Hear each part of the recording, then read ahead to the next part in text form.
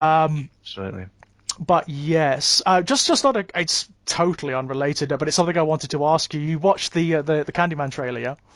Oh yeah, Mm, mm, yeah. yeah, Oh fucking hell, right. man! I'm really excited. I've got to say, Is I it mean, June yet? Can we just it's yeah. I can we just want just to. jump cut to June and us recording what the Right. hell is wrong with us I talking about going to really see want to Candy? go see this film. I'm Oh like, fuck yeah, I'm actually excited to go to the cinema and watch this film, and that doesn't yeah, happen very often, you know. yeah. The trailer, I mean, the trailer it does certain things that I don't like with regards to trailers, not with regards to the film at all, but like it shows you way too much. It shows you way too much of the film. It shows you a couple of key plot points where you can extrapolate certain things from them, and I'm like, I don't want to see that. I don't want to see that. Don't show me that. But what it does show you, I think, looks really good. I'm really excited. I mean, the themes, it looks like we've got a theme or sub-theme possibly about gentrification, right? Because Hmm. it's set at Cabrini Green, but the towers have been leveled and now it's Right. some kind of housing estate, which I think is just a fantastic. Because I mean, that's mirroring what we know happened. I mean, Exactly. most of the projects did That's end up getting exactly what demolished. happened. So it's really, I remember we talked about that on our We when we did. talked about the '92 movie, didn't we? We We did. discussed that as a kind of as one of the interesting things. So the fact that the film's going to address that explicitly, it's a direct sequel by the sounds of things to the original Yeah, movie, not a remake. from what I can understand, from what we've seen in the Yeah, trailer, it definitely looks like the story that happens in the original Candyman film is in this universe which somehow. is I'm really excited about, and Mm. I don't know what that means in terms of Tony Todd. I don't know what it means in terms of the actress who plays Helen, although I know Mm. that she has been She's in it, isn't she, she's in it somehow? somehow, Yeah. which again I am just so stoked Right. about that. I really I hope she turns up with like hooks for hands and Oh, that'd the be burned head great. because that was just That would be fun. wouldn't Yeah. it? Um, I'd just be so stoked. So from yeah, what from what the trailer shows, it looks like the Candyman himself isn't physically present much at all. right, Where right, he is in the original film, he's in it quite a lot, isn't he? He's quite sort of like you see him sort of full on in full light. He's there, he's a presence. Whereas here, it's only a trailer, so we don't really know, but it only shows you like silhouettes and suggestions. It looks like you hear his voice more. yeah. And I wonder if that's because he's not in it or if that was a deliberate decision in the trailer. And Mm, it could cut either way, right? But the could. sequence, so one of the sequence that it shows that's clearly going to be one of the horror set pieces is the girls in the bathroom at school, Right. which I love because that's again we talked about that, didn't we? About how it became a kind of schoolyard Yeah.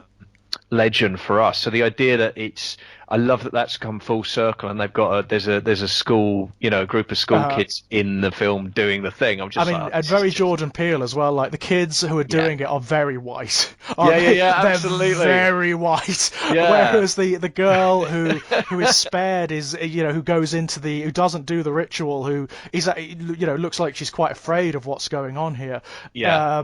is spared. Yeah, That's she goes to the cubicle. Yeah, but the way that sequence now again we don't know because we haven't mm, seen it, but the way the sequence is cut for the trailer strongly indicates that, as you say, you don't see the attack. right. You see it from inside the cubicle, right? So you Which hear it, is cool. I mean, I and like that a lot. it's great. It's really, really, yeah. I'm really, and again, I don't know. I don't know if they cut it Mm, that way deliberately for the trailer because I don't want to give away the big reveal, or maybe they right. couldn't because of censorship, depending on how violent it gets, Yeah. or Right. if that's how the scene itself is cut. But I'm kind of thrilled either way. I mean, I think it's really exciting, Yeah. uh, and I like you. I'm leaning towards hoping that Candyman as a visible presence is. I mean, I hope he's not absent entirely because sooner Mm, or later I think we're going to want to see him. But I yeah. like the idea that it's certainly put off as long as possible and hinted at and shot round. I think there's Well, a lot of potential there, isn't what the there? trailer seems to imply is that this guy who is obviously very gentrified, he's an artist or a photographer by the looks of it. Mm. It looks like he's going to be drawn into the myth somehow because he's obviously exploring the Candyman myth in the same way that Helen was in the Yep. original film. Yeah. Yeah. It looks like he's going to be almost like, I don't know, implicated as being like as reliving the Candyman murders or as Sure. Sure. somehow drawn into it. And I wonder, is the film going to give you some ambiguity? Is it going to be, well, is he doing this? Right. or what? Because again, as we discussed, the interesting thing about the original movie is it ostensibly gives away the farm in the opening voiceover, where it makes it Right. very clear, no, this is real. Candyman Yeah. is real, and the whole tension in the film comes not from is it real or isn't it, but from oh my God, these people don't realize what they're doing. Yeah. And Yeah. I'd be very interested to see whether Peele decides to take the same tack or whether he Well, flips the script for this. And it given his could work either previous way, I think. films, I mean, given his previous films, he always sets up a mystery at the beginning, doesn't he? And there's always Mhm. like there's an inversion of that mystery at some point where it Right. takes your expectations and then it completely turns them on their head. So I imagine that I would imagine if he's going to stick with that from the beginning, we're not going to know. That No, would be okay. my guess. The audience are not going to know up to a point. He may even maintain it throughout the film. Maybe there's going to be ambiguity all the way through, and that would be kind of Yep. cool. That would be interesting. I mean, the other thing I picked up from the trailer that I really just flat out adored because he just chucked the concept at you for 5 seconds and then moved on. But the idea of an art installation that features a mirror in which you Mm, are invited brilliant. to summon the cat, I was just like, yeah, That's brilliant. Like, as a genuine art installation, I think that would be yeah. ace. No, I love it. I love it. And again, it's that Peel thing, isn't it? It's playing with the postmodernism of it. Yeah. It's I was going to say reflecting. That's the obvious joke, Ah! but it is. You know, it's kind of reflecting on the original mythos of the movie and Yeah. figuring out how you kind of. Yeah, no, Yeah. I'm really stoked. I'm really excited, and I'm excited to be a tentpole horror movie. I'm excited to go Yeah. to the cinema to see. I can't remember the last time that I happened. mean, Really, I it was mean, it probably the chapter one. one. Yeah, It may probably. have been it, you know. Um, And I think this is what we talked about when we discussed it. To be honest, it's the opening of the floodgates, isn't it? Yeah, it does feel very much like horror is back, doesn't it? And I Really think does. like in a mainstream way. And I think Candyman's a really canny choice for that because it's Barker, who's the other Hmm. big kind of, as we discussed before, the other big kind of Yeah. uh, font of source material from the 80s. Yeah. And it's Peele. Peele's just a phenomenal filmmaker. I mean, it's an interesting thing with Peele where even when, so I mean, most people have a strong opinion about Get Out and about Yeah. Us, and most people prefer one or the other. But what Hmm. I'm really thrilled about is that the same filmmaker made both, because I think they are Yeah. very, very different films, actually. Yeah, exploring similar themes in a very, very different way and with very Yeah, different implications. It's a difficult yeah. thing to do. Yeah, and I mean, I have my preference is for Get Out, but that's because I prefer linear narratives generally and Right. more and less ambiguity. So it's Right, whereas mine is for Us because right. I think you know what this is. This is the King Barker split, isn't it? Yeah, yeah, yeah. That's It what is. I this think you're is. right. I think you're right. But what's great is what I recognise is that my preference there is entirely down to taste. It's not Uh-huh. about objectively. They're No, both it's not. brilliant films. They are. I mean, Get Yeah. Out really. I mean, you know what I loved about Get Out more than anything that the uncomfortableness of Oh it. yeah, yeah, yeah. Oh, I loved it to bits. The Yeah. father figure. Oh, he is. I'll It's so just wonderful. give me him. Just give me him with like this very uncomfortable black house guest. Well, the genius of taking, I mean, I think we've spoken about this before, but the genius of taking Bradley Whitford from The West Wing, 7 Right. seasons of playing the most, the liberalist, the liberalist speechwriter ever Yeah. in The West Wing, and he wasn't the speechwriter. What was his job in the White House? I can't remember. But Can't anyway, quite remember, yeah, I but can't remember. yeah. But taking this guy and then having him, it was the perfect role for him. Yeah. It was absolutely, and the way he plays it, there's a real kind of twinkle in the eye, There isn't is, there? isn't Just there? way down deep, like I'm having so much Yeah, fun. there's a wryness to the performance, isn't there? And I like that. That is, I mean, again, that is one of those things Peele does really well because that could so easily scupper that film. Oh yeah. Yeah, you get the wrong person in that role, or you get the wrong performance in that role, even, and the whole thing falls apart. No, Yeah. it's wonderful, wonderful You know, stuff. I love the way it's like exploring very nuanced racism as well. It's not even racism; it's race tensions, isn't it? Yeah, It's I think what I like about it is, so one of the things that you'll hear, people of color in America often talk about is the dividing line between North and South. It's not that there isn't racism in the North, it's that right. it tends to be less overt and more Right. insidious. It manifests differently. Yeah, and you'll often get you know, I mean, I've seen commentators of color say that there are some ways in which they find it easier in the South because the overtness makes it easier to at least identify and Right. label and see, whereas in the North it's harder because of there's almost like a layer of code, but it's still very Right. much there. So you've got to deconstruct then, haven't you? You know, you've got Yeah. to like deconstruct what the code is and Well, and I think as well you get gaslit a lot under Mhm. those circumstances. Do you know what I mean? I think Yeah. that's quite and you know, this is, I mean, I think that's true of liberalism and prejudice in general. I think that there's a certain mindset that says because I'm liberal I am therefore not prejudiced, and it's Right. Or I'm not capable of prejudice, you know? exactly, and therefore anything I do can't be prejudiced, and therefore there Mm. must be some other explanation. This is, I mean, this is a thing about, it's one of the central problems with racism. We've Mm. established in the minds of everybody, you know, we've successfully, when I say we, I mean, I'm broadly speaking, I'm talking about the left now. Yeah. You know, the argument that racism is wrong has broadly been accepted by mainstream society Uh-huh. now. But the problem is that because it's been accepted that racism is wrong, what people immediately then jump to is, and I am not wrong, therefore I can't be racist, and Right, therefore what I'm right. doing isn't because of And X, Y, worse Z. than that, I don't see it, I don't Yeah, appreciate it, and therefore it's yeah. not happening.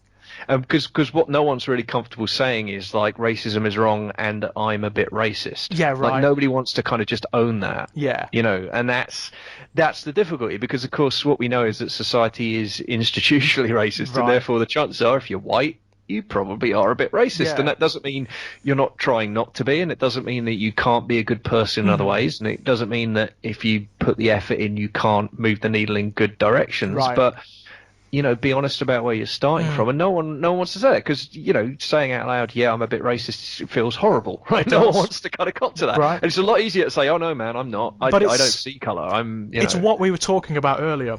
It's what we were talking about earlier. You know, when we were talking about unseen influences, Yeah. it's that. It's the Yeah, that's fact that right. That's exactly right. we are byproducts of entire swathes of history that we had no Yes. say in, Yeah.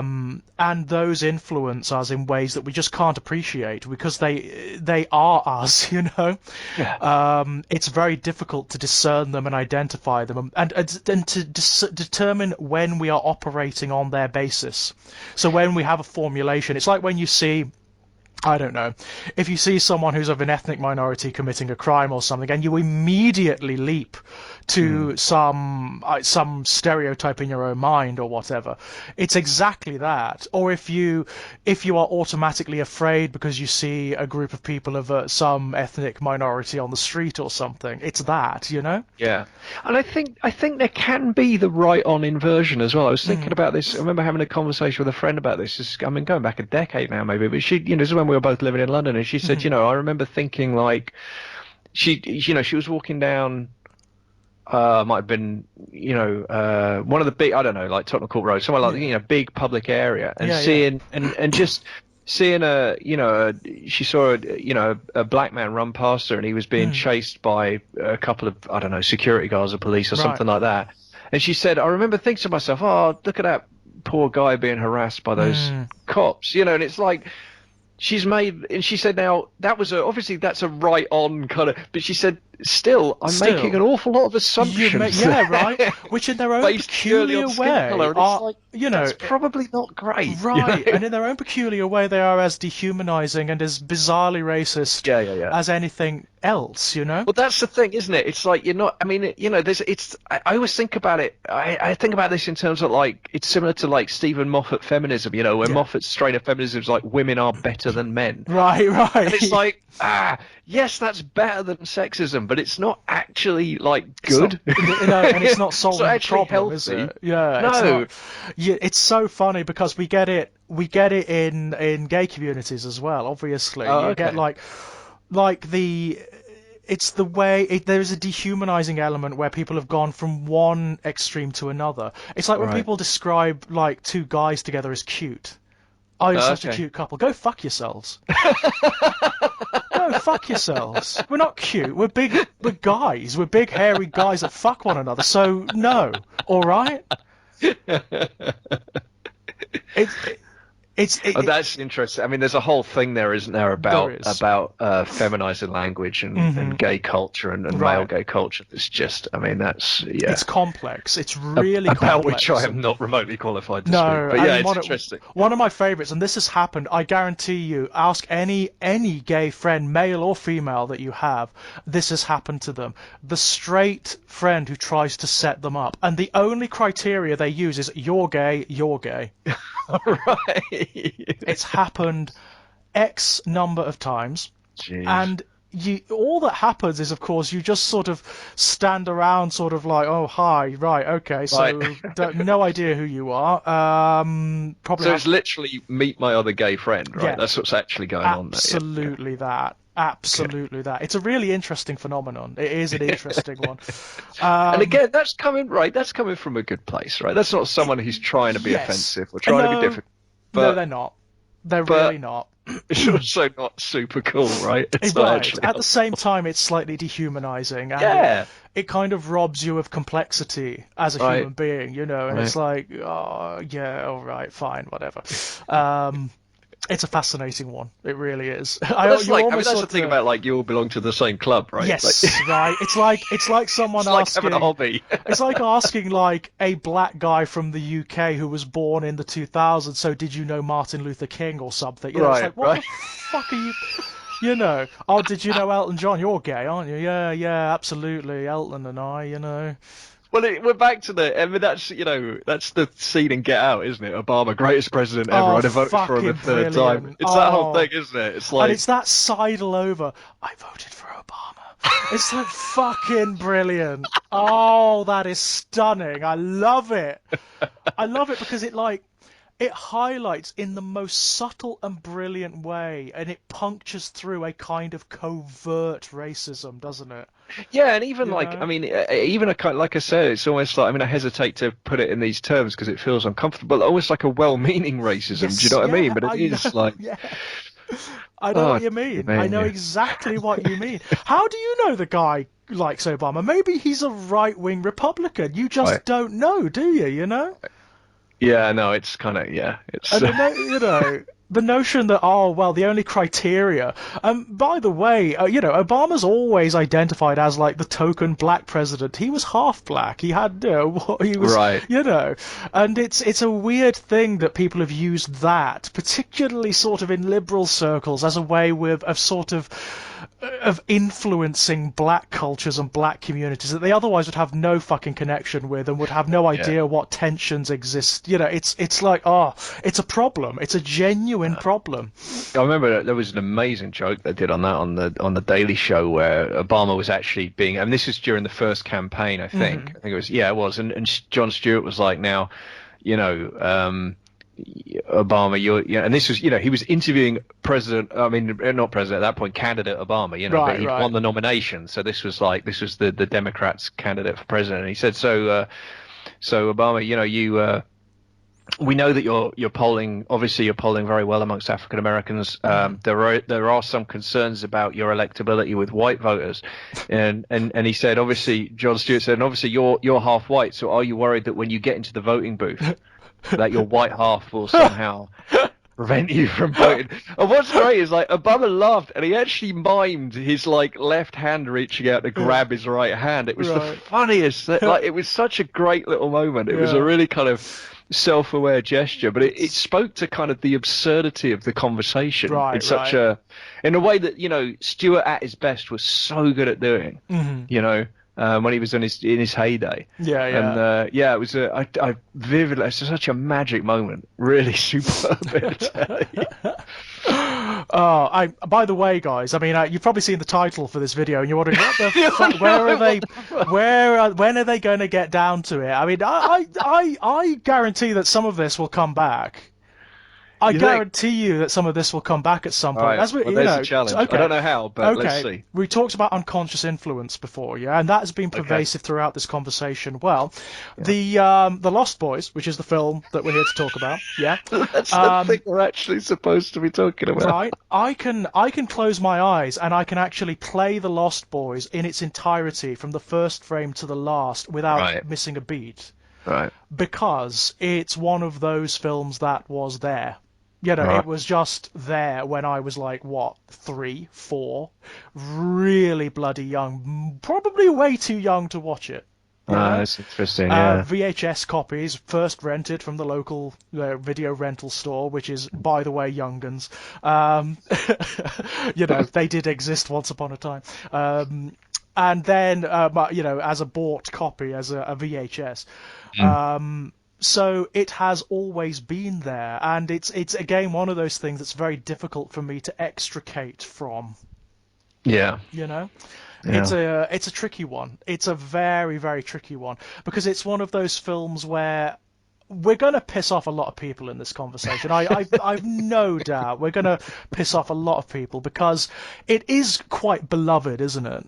It really is, yeah, and it's one that's you know it clearly, as it does for you, it clearly looms large Right. in the imaginations of a huge cross section of people of our age, I I think guess. so. Well, I mean, again, it's that weird generational thing that we've Mm, talked about. Our generation has such a weird relationship with media yeah, because we've seen the evolution of it, right? So, I'm just about young enough to remember before there were video recorders at home. I'm just young enough to remember before there were video games and things like mm, that, you know. So we have evolved and grown along with the media, and as a result, we were part of that whole furor and cultural transformation that came about because of the ready availability of home media. We were exposed to film and to video games and music in a way that our parents never, ever, ever, ever were. yeah. No, that's right. I mean, it's a peculiarity of Gen X, and we talked about it in the past in the context of video games, haven't we? We Although said that we. technically, I'm a millennial. Are you okay? Yeah, Fair enough. Well, apparently well, you're. so. I think you're cusping, aren't you? I think Yes, you're I'm cusping X. 1984, which is like it's the first year of Right. sometimes Okay. called the Zennials, I think. Yeah, because I do think there is an important distinction made there because I'm 78, so I'm Right, tail end of X, but I'm right. definitely X. I mean, I Yeah. feel that it's really odd actually because I'm not somebody generally kind of feels comfortable with Ah, labels, but I X is one of the few where I'm like, yeah, that's yeah. me. Yeah. But we talked about that, haven't we? About the thing that we talked about in the context of video games, that we grew up with video games, but video games also grew up with us. You know, Right, like right. as we grew up, they became more sophisticated. But you're Mhm. right, access to home media is a key part of that as well. I remember I was listening to Mark Commode on one of his Uh-huh. podcasts recently, who I'm a big fan of him Me as a too, film critic. right. I think he's a really bright guy. Yeah, But even when I disagree with him, I really appreciate his input. You know, I appreciate absolutely. his opinion. You know what? I just love the fact that he's just an enthusiast. He's a Yeah. film critic that actually loves film, And and that's understands it in a yes. very intimate way. He understands, like, in a way that a lot of a lot of directors and filmmakers don't. It Yeah. seems. Absolutely, but like he's about 10 years older than us. He's in his mid 50s now, and he Right. talks about the absolute sea change that occurred in his life as a young adult, right? When suddenly you could watch films at home more than once. You didn't Right. have to go to the cinema for a revival or be at the mercy of the programmers of 3 or 4 channels of television Right. who Yeah. might cut the film to ribbons in the process. The point at which you could get VHS and take it home and watch it whenever you wanted was transformational. The liberation of that. I mean, that Yeah. really. I mean, it sounds like a blasé point to make in a way, but that must have transformed the nature of humanity to a certain degree. It must have transformed the way we operate. You know? It's certainly, in retrospect, it's certainly a cultural revolution. Yeah. I think an accurate. I don't think that's hyperbole. It really does because in the sense that it revolutionizes access to culture. Yeah. That's the point. That's what I mean by that. It revolutionizes one's ability to consume culture and completely changes it. Yeah. I mean, if you think about it in the context of television, I mean, we're both, I think, sort of to various degrees Doctor Who fans. Yeah. Absolutely. One of the interesting things about the serials from the 60s and 70s is we know that they were written and filmed and designed in an era where they were expected to only ever be seen once Yeah. and only ever be seen in a weekly format. Mhm. And one of the interesting things when you revisit those is how the transition to DVD doesn't always do them any favors, because when Yeah. you watch all 4 episodes at once, you see errors in continuity or problems with pacing that simply didn't exist in the format in which the stories were designed to be consumed. Yeah. And it's kind of you almost have to do a bit of sort of self-hypnosis or a bit of kind of mental time travel yourself to really attempt to appreciate them as they were intended. And Right. during our lifetime, that has transformed. We've seen firstly the VHS revolution, and then everything that's DVD and streaming, and now binge watching is The the thing, norm. isn't it? And also And you have this incredible archive of material on the internet yes, as well. yeah, So absolutely. things like our cartoons, like in the 1980s, which were really only designed. First of all, they were designed to sell you plastic. They weren't really designed to tell a story. But they were also only designed. The episodes were designed to be these one-shot Saturday morning 20-minute things. Yeah, that's You right. weren't supposed to really go back and watch them again. That Yeah. wasn't the point. And you can see that when you Yes. go back to watch them again. But what I find fascinating, and this is a conversation because I operate in like lots of collecting communities, like toy collecting communities, like the Okay. Transformers collecting community, for example, where a conversation that crops up again and again is like how different the episode in your memory is from the reality. Oh, that's interesting. Right? Yeah. Because you Yeah, consume this stuff when you're a kid, when you don't really have any context, when you don't have any wider context, and you don't have things like muddling up and influencing the way you perceive it. So it's different. It transforms over time. And then, of course, you come back and watch it again on DVD or on the internet, and it's like the image is there.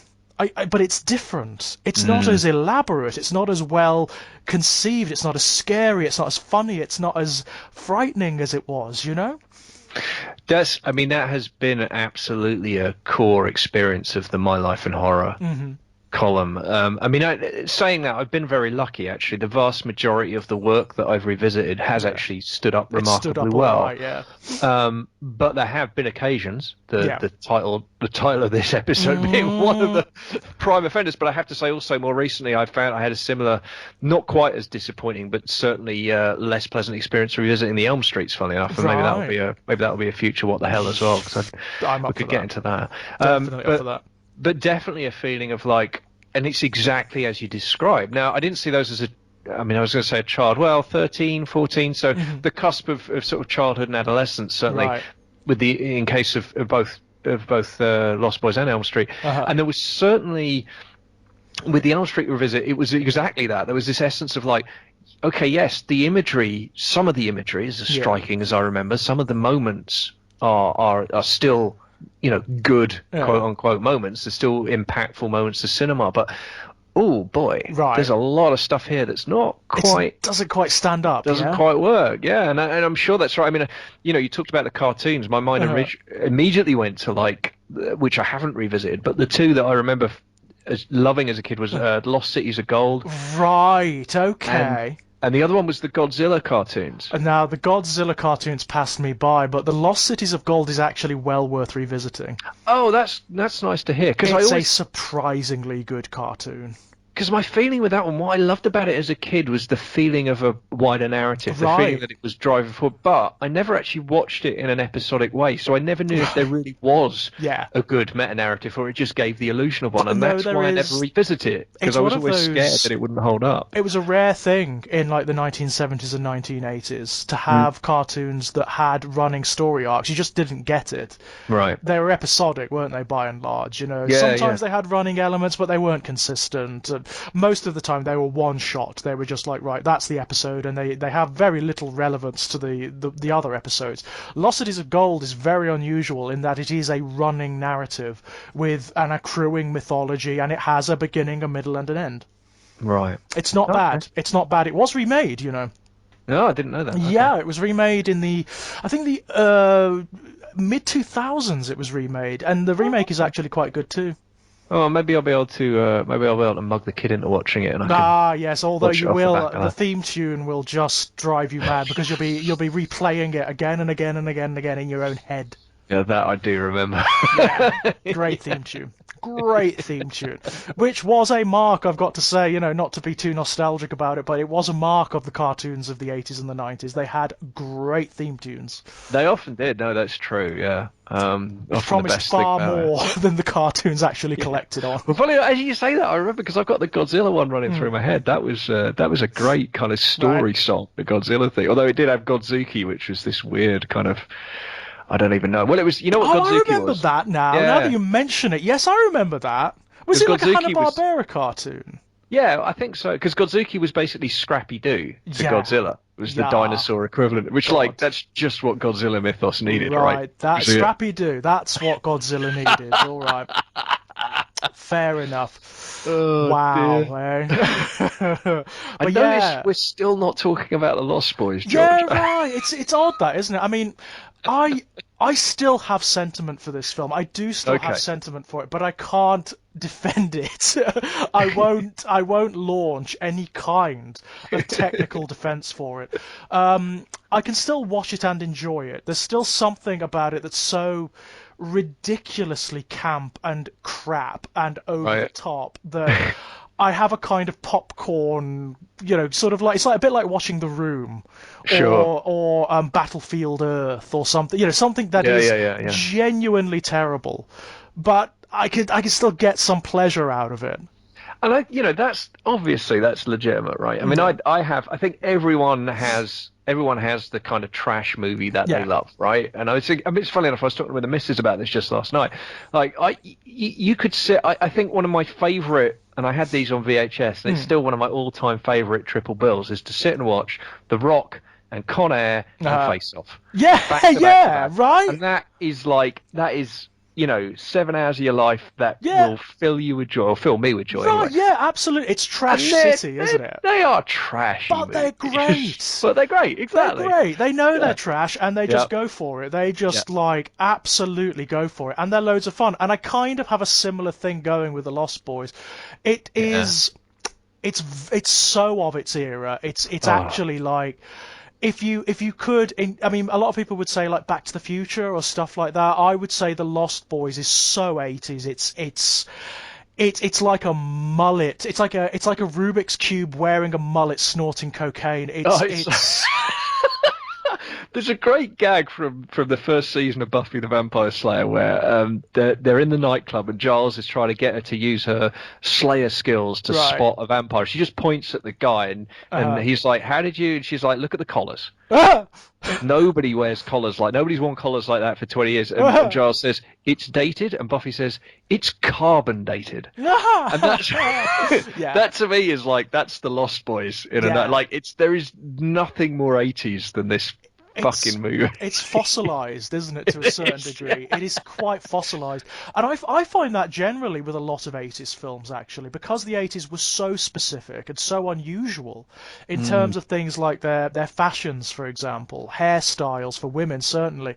Um, you can identify a film made in the 80s or set in the 80s like that, just like yeah, you know. absolutely. And there is, I don't know. I mean, I can't tell if this is.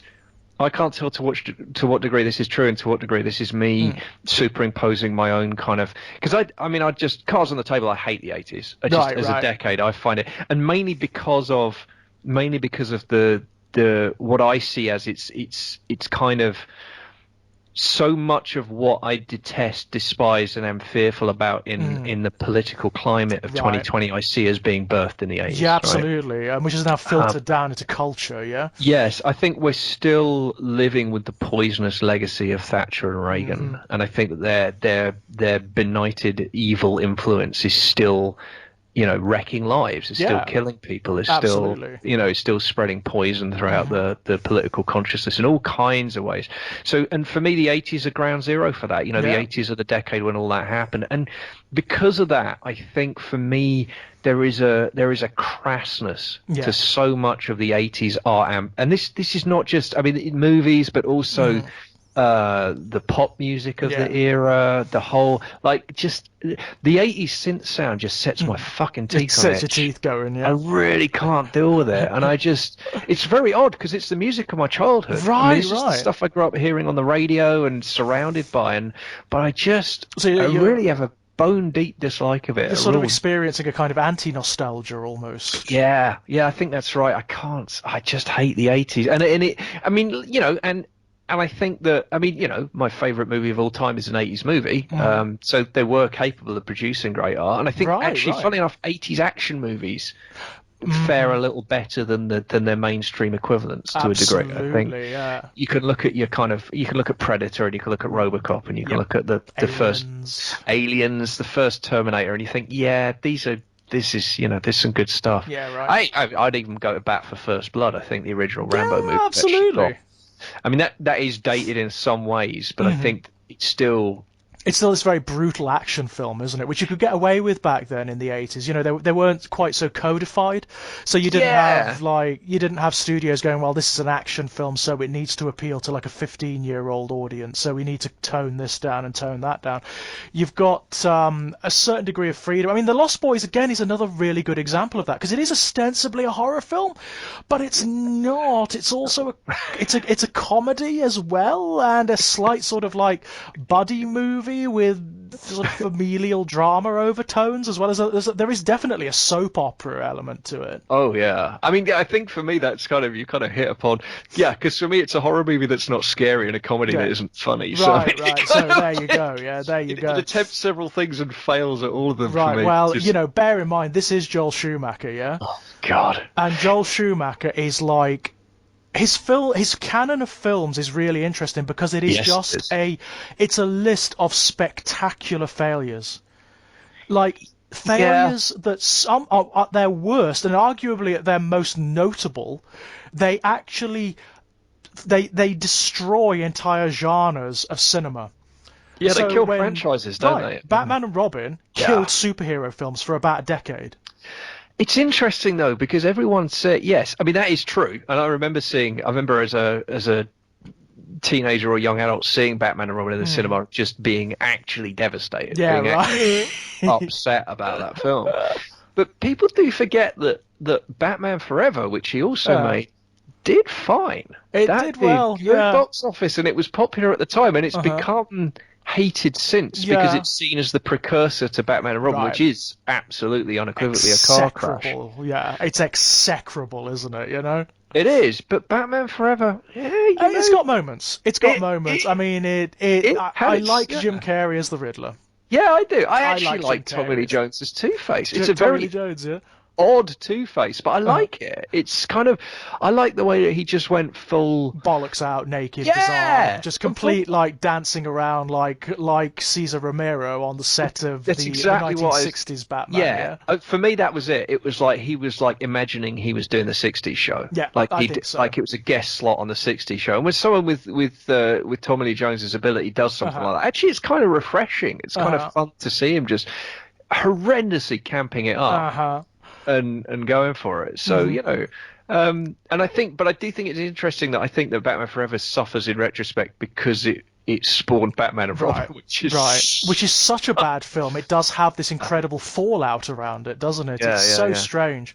But Joel Schumacher, this was technically his first big film, wasn't it? Yeah, I think that's right. This is the one that put his name on the map. This is the one that people know him for. He's never really, I don't think he's ever really returned to horror.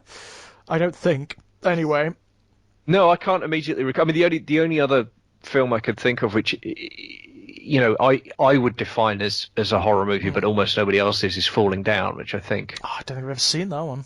Yeah, which I think does have a kind of. I mean, no one else would call that a horror movie, but I think I think a case could be made. Given it's Joel Schumacher, a lot of people might not even call it a movie. I mean, this guy is. I defend Falling Down, but I think it's good by accident. But, right. As a director, it's really strange to watch. As a storyteller, his films are really strange to watch because you're like, why did you make that decision? Yeah. That doesn't make any sense. Why did you choose to shoot this particular sequence like that? It's a really odd thing. He is one of those bizarre crop of filmmakers who does not seem to understand why certain shots exist or why certain camera movements exist, like what they do in dramatic and storytelling terms. And it's really weird. You get that here. There's a lot of The Lost Boys is really strange. It is like it has these very weird shots where it's like the camera is high up and panning around things, or it's far away and panning around things. And you get these panoramic shots, which are actually quite good. in and of themselves, like Yeah. isolated terms. But then it will cut to these really intimate moments where it's like really close up in people's faces. And it's like, I don't quite know what you're doing. I don't quite know what you're trying to portray. Now, like, you know, when you watch it as a kid, you don't question these things. It's just like, well, that's the way the film is. There are these shots and that's it, you know? Yeah. But watching it as an adult is a very strange experience, I find. Very Yeah. strange. I mean, the cliche is, and I don't know this because I don't know Schumacher's background as a director, but kind of the cliche is that it's the point at which the approach to shooting music videos kind of intersects with cinema, you know? That makes sense, actually. And it feels very much like, now I think, and I'm thinking about my own sort of film criticism stuff. I've been a bit sniffy about this in the past, and I think it's probably worth sort of clarifying the record a little bit. I don't think that's necessarily a bad thing. I think that you can use a kind of kinetic approach to filmmaking and editing, and it can work incredibly well. Yeah. I think about I think it's Ridley Scott, Man on Fire, and once that kicks off and Denzel starts working his way through the cartel in a series of kind of impressive set pieces, that is really good, and that is that kind of MTV style. It's very, you know, there's lots of cuts, there's lots of slow motion and then speed up, there's lots of, you know, big explosions and kind of you know, jump cuts, fast cuts, and it works. It's great. I think it's a great bit of sort of kinetic visual storytelling. Obviously, Oliver Stone's an absolute master of that kind of storytelling, and he's one of my favourite film directors of all time, so it can work. But, and this is where I think you've kind of put your finger on it, it does require a live intelligence working behind it to understand the effect of each of these different types of shot and why you use it beyond it just looks good in the moment, like understanding the relationship between them and what impact it has on an audience. And it's really odd when you look at the way Lost Boys is cut. It really does feel like someone, like there's, like you say, there's nothing necessarily wrong with each individual element per se, but none of it gels. It doesn't fit together, does it? It doesn't fit together. And the way it transitions is weird as well. I notice now, watching it now, that a lot of the sequences are bizarrely truncated. Like, they end in this very abrupt way where there's no transition between one or the other, and it's actually really jarring. Outside of sentiment and just appreciating it in like a ghost train ride, sort of carnivalesque way, it's just odd. It feels very strange to watch, I find. Yeah, and even on like a storytelling level, I mean, so the film feels like the first half hour is playing the are they or aren't they vampires thing, but it gives it away in the opening scene. They are. It's so odd. Yeah, right. Like, and again, it's like what, and it's almost like these are the tropes of a horror movie, so I'm going to play them, but without understanding that. Yeah, but if your opening scene gives away the answer, then you have that has implications for how you tell the rest of the story. It's not that you can't do that. Of course you can do that, but you've got to think it through in terms of what that means about. And then it's like, it's very, very odd. It's very odd. It's an odd thing because it's also one of those films that really tries to appeal to youth culture, like really hard. It really goes for a youth market, despite the fact that it is quite gory and quite, you know, it can be quite horrific at times. And it does have that feeling of like someone who's maybe a little bit too old, trying to appeal to youth culture that they don't understand. Yeah, it's the Steve Buscemi how do fellow kids, isn't it? It's that. It's exactly that vibe. I mean, the one that typifies that for me, funnily enough, and this is kind of, I don't know, this really is a bit of a deep cut for the 80s kids, but what the hell? It's the moment where the gang attack. You know, there's a bonfire party and the vampires attack it, and the soundtrack is the Aerosmith Run DMC Walk This Way. Right. And like, now that is a quintessential 80s tune. There's no getting away from it. That was Aerosmith's big relaunch after their drugs rehabilitation in the 80s, and it was a big musical moment. But by the time Lost Boys comes out, it's already like 4 years out of date. So it's a little bit passé at this point. Really isn't it? Cool anymore, you know. You've also got that weird thing. I mean, I know Kiefer Sutherland isn't terribly old in this, obviously, but they keep referring to him and the gang as kids, and they're not. No, and they're really not. That's a problem with Michael as well. Yeah. Michael's clearly in his like late 20s, Right, right. 30s. And it's just like, Yeah. really? We're meant to believe this guy's a teenager? And Yeah. that's an odd decision. It's not like there weren't, it's not like there weren't actors in their 20s they could have gone to. I don't know why they made that It's choice. funny, I mean, actually. You know what? It could stand a remake, couldn't it? Don't you think? I think it could stand a remake without sans Joel Schumacher. I just don't think the story's good enough. I don't know. I mean, take not maybe the story, but take the base elements. Because one thing I will give The Lost Boys is it's one of the only vampire films of the era, and for a long time actually, that does attempt. It doesn't do it very well, but it does attempt to appeal like the innate youthfulness of the vampire concept. That whole notion of like sleep all day, party all night. Yeah. The sort of atavistic joyousness of being a vampire. And I'll give it that. At least it makes that attempt, because I hadn't seen that before, and I haven't seen it much since. I mean, one of the only other notable bits of work involving vampires that does that is, ironically, the similarly titled Lost Souls by Billy Martin, aka Poppy Said Bright, Okay, yeah, which does a similar thing, but goes for the gusto, basically. Yeah, I mean, if you've only seen the first 15 minutes of The Hunger, you might think that's where that film's going as well, and then it doesn't. It doesn't go somewhere else. Yeah. Right. But yeah, fair point. I just think I don't know. I mean, yes, I guess I don't know. I don't know how interesting I find that as an idea. Anyway, I mean, you're talking about the age of the actors playing the vampires. I think that that's kind of more forgivable, because you're right. Keith Sutherland wasn't old, but he wasn't exactly young either. And I think that works, because I think with the vampires, you actually want people with that. You want that quality of youth, but a kind of forced youth, or a kind of cusp of youth. That actually works quite well. And I mean, Sutherland's fine in it. I think, and the gang's actually basically okay. Generally pretty good. The vampires are generally pretty good. Yeah. But I don't know. But I think. Again, the thing I keep coming back to is the observation that it's a film about stuff made by somebody who doesn't understand the stuff it's about. So it's a horror movie made by somebody who doesn't understand horror movies. The vampire gang look like a biker gang if you don't know what a biker gang looks like, or you've never seen one in real life in your life, and you don't know what it's what an MTV video producer imagines a biker gang looks like. And I mean, even the rock concert with the the saxophonist, right? The oiled up, muscular saxophonist. Yeah, right. I guess that's what you think a rock concert is if you've never been to anything other than the E Street Band. There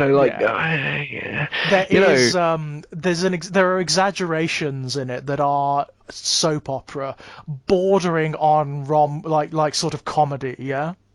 It's just, I guess, but it's not even, except it's not funny. I don't know. I mean, it's just bad. And there's a lot of the decisions feel like that. I mean, I'd kind of rant about this in the essay, but for me, it's kind of, you can sum it up with the fact that they choose the Echo and the Bunnymen version of People Are Strange rather than the Doors version, which I just, why? And then there's a poster of Jim Morrison in the fucking gang's hideout, and it's like, what are you doing? And for me, again, that ties, and this is where I have to acknowledge my own kind of prejudices, really. Like, that's everything I hate about 80s culture. It's iconography, but with no substance at all whatsoever. Yeah. And for me, the Jim Morrison poster really is that, where it's just like, that's just a, there's just a cool thing to throw up, isn't it? It wants to elicit emotion, but it doesn't know why. It doesn't understand what that context is. But it's also completely fucking tone deaf, because if you're a teenager in the 80s, you don't know who the fuck Jim Morrison is. You don't care. Yeah. So it doesn't even work on that level. Like it works on no level at all. It's really fucking strange. Yeah. I mean, I don't know who the 80s equivalent would be of Jim Morrison. Oh, bloody hell.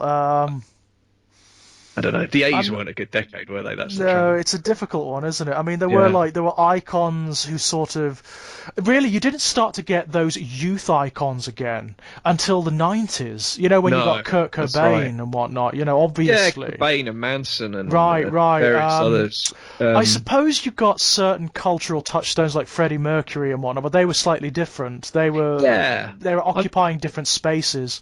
Yeah, it wasn't. I mean, that's the interesting thing about Freddie. Is Freddie wasn't counterculture at all. No, not at all. I mean, in his own personal life, he was, but like in Yes. terms of his stage presence, he was, in many respects, he's an odd figure because he's like he's what I would call the sanitized queer in many respects. You know, Yeah, it's so absolutely. Yeah. strange. It's such a strange thing to say, given the circumstances of his life. But like like the public persona was Yeah. like the one that people would accept because they were famous and because they sang music that they like. Yeah. Yeah, I mean, I think yeah, because they were so. I mean, Queen were just so mainstream. They were Right. Right. such a mainstream act, which And is so went odd for because it. the You music know. is weird. Yeah, it is weird, isn't it? And they went Yeah. for it. You know, they played into Yes, that. You know, that populism is part of what they do and do very, very absolutely. well, by the way. Yeah, yeah, yeah. Um, but yeah, it's an odd one. I can't think of anyone. I can't think of any figure from the 80s that is genuinely like the figures you got from the 70s and later on No. in the 90s who like genuinely represented disaffected youth. And that's another thing this film tries to do, by the way. Oh It my does God. try to portray disaffected youth, but it does it in this very distant, very ignorant way. You know, it's through the lens of an older generation. Well, that's the central problem, isn't it? That's we're Yeah. back to how do fellow kids because like they don't. This guy doesn't have a clue. He doesn't have a Right, clue what right. makes these And also, I like mean, one these of the kids things, tick. and you know what, this bothered me when I was a kid, and I didn't understand why. It bothered me when I was a kid, and I couldn't articulate it. But the fact that they kill the vampires, Right. right? So they're killing the kids, the Yeah. disaffected kids, yeah. So these kids are what they as Max, you know, as the sort of vampire patriarch explains, these are troubled kids. They've got problems, yeah. Yeah. And the response to that is to kill them. Oh, this is totally white bread America beating up juvenile delinquents. This is Right? this is incredibly reactionary stuff. This Yeah. is, because if you're anything remotely, I mean, that's the worst thing, isn't it? These not only are they really crappy counterculture figures, the vampires. Not only are they like coded really poorly and really embarrassingly, Right. but they're still considered to be too dangerous to live, right? They're Right. still like Yeah. anything. So it's like, I mean, the central message of Lost Boys is unambiguously stay in school, isn't it? Yeah, I mean, it right. really is just like, And you know the worst thing about it? It actually presents you. It may not have been as heinous if if there was no mechanism by which they could be restored, but we know there is. right. That is unforgivable, isn't it? Because we Yeah. know there's a way of getting them back if you take out the head. And Right. yeah, it's so bad. But it's like, so the story of Michael is the story of the teenager who falls in with the wrong crowd. Right, right. It is. It really is. But it's sort of like- redeemed by family and by Yeah, and it's like, the wow, sort that's of yeah. There's that's something. some edgy fucking storytelling right there. There's some horrible conservatism going on there, isn't there? Well, it's fucking Just Say No the movie. I mean, Yeah, right. what? Right. I mean, this is the thing about this is a problem. I mean, it's not just a problem with the Lost Boys. It's actually a problem with a lot of vampire stories. It's also a problem with a lot of horror in general. And it's a problem that I have, which is I'm not interested in the monstrosity of the monsters. I don't care No. about that. I don't want to know about that. That's boring. That is ultimately limited because the monster is just going to come and kill you and that's it, yeah? I want to know, A, what makes them a monster, B, why they're defined as a monster, and C, what that experience is like. Yeah, Yeah? yeah. That's what I want to know. And sometimes watching The Lost Boys, you can sort of, it almost goes there. It almost tries to explore what that is, but it can't seem to bring itself to go the whole hog and present you with like something interesting and complex. So no, okay, Michael's having this experience where, yeah, he might enjoy little elements of it, but no, ultimately it's monstrosity and it must be abolished. It must be done away with. I'm not interested in that. If it was ever remade, I would like to see the journey re-represented, but Michael sort of like eventually leaning into it. Yeah. You know? I mean, it's like the vampires. Again, the maker of the story or whatever the writer, they know that vampires are cool, but they don't really know why. Don't know why. Yeah, exactly, exactly. And what the commingling of youth and youth culture, or at least perceived youth culture and Yeah. vampirism, that's a good thing. That's an interesting overlap there because I Absolutely. can see there is thematic overlap, but it's done badly here. Yeah, and I mean, if you're going to combine counterculture with vampirism, then you are going to, um, the starting point there feels to me to be reactionary, but that Yeah, doesn't mean you couldn't do something interesting with not that. at all. Even if Not you at all. stayed reactionary, you could do something interesting with it, or if you found a way of reaching past that, you could do Yeah, something bloody interesting with it potentially. right. But this film it doesn't have any of the language to do that. It No, doesn't have any of the capacity to do that, it and it's not doesn't. trying to do that. No, It's very, I mean, that's the thing about it, isn't it? It's heart at its core. This is a painfully conformist movie. This it is, really is. Yeah. for all that it's and that, I think that's it for me. I think that's a really unforgivable sin, to be reaching out for teen culture and be, and your core message being so painfully pedestrian and Yeah. painfully Stay in conformist. school. Stay. Because You know. Yeah. that's not what, that's not, and it's one of the things that's interesting to me, because horror feels inherently counterculture to me in Right. some respects. It always feels like a subgenre. It always feels like a ghetto a little bit. It always feels a little bit disreputable and a little Yeah, bit yeah. kind of off to one side. There's a slight punkish kind of raver Yeah, vibe about it, yeah, isn't there? You know. absolutely. There's a bit of that DIY thing and a bit of that fuck you thing, and Yeah, and yeah. that's, and I love that. And I think that I find it baffling that so many of those people who are horror fans are so attached to this film that is so banal, So and conformist. bland, Yeah. and and its core message is so conservative, is so like reactionary, and it's Yeah. like, why? Well, I mean, Well, I get liking it as a kid when you've got no yeah. critical faculties, but Well, fucking come on. I think I can answer that. I think it's sentiment. I think it is largely Okay. sentiment and nostalgia. I think it Yeah. is for many. As I say, this film, it's one that we experienced as children, probably too young to Right. have experienced it, and it's got its fangs in. You know, it's Right. latched on in a very indelible way. And so when you watch it now, because of not because of any content, but just because of the images and because it releases that dopamine. You know, you get that effect of nostalgia, and I think that's where it comes from. But as I said before, I can't defend it beyond that.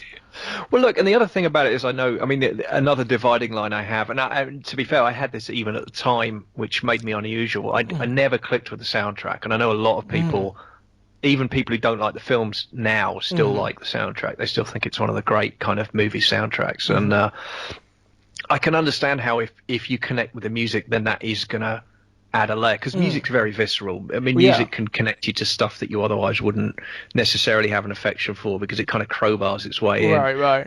And I don't judge that. If you like the soundtrack and that's part of why you love the movie, obviously that's fine. Obviously that's understandable. I know. I mean, I haven't revisited it yet, but I've got this real trepidation about revisiting The Crow, because I've got a feeling that it might be a similar. I mean, The Crow might be my Lost Boys, right? Where I look at it and go, this is bad, but I love it anyway. I don't very know. 90s. Yeah, exactly. That's And all I'll say. But I think that's the difference for me, is I can defend the 90s culturally in a way I can't defend the 80s culturally. Right. and if the Lost Boys is a quintessential piece of 80s pop culture, Which it is. then that's why I hate it. Because I hate 80s pop culture in general. I just do. I mean, there's the odd notable exception, but the vast majority of 80s pop culture I find just vile. I mean, if I think about the entirety of it, I mean, firstly, all the great 70s icon made shitty albums in the 80s, right? All of them. Yeah.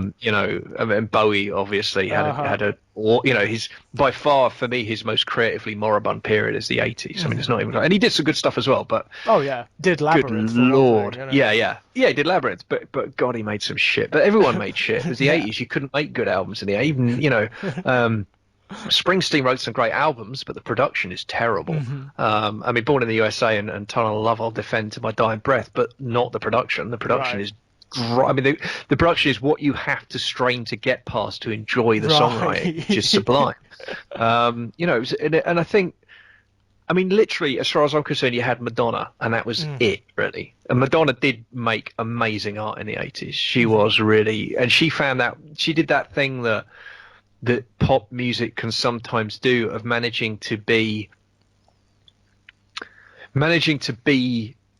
disposable in a way that somehow transcended the disposability. It was I can't quite put my finger. I think it's something zeitgeisty about what she was doing. But you think, I mean, I still get goosebumps watching the Like a Prayer music video. That for me is, it is good. a work of art. It's Mm-hmm. an absolute work of art, and she did a lot of that, and a lot of her, a lot of her video work, but a lot of her songs as well. They hold up, but that's kind of it, really. I can't think of anyone else. And Madonna wasn't counterculture, she No, of was course not. she Of was right there in the course not. She mainstream, was right. Yeah, absolutely, she was. but she used that position to do and say some interesting things, Uh, which still resonate, I think, and still have kind of value. But yeah, mhm.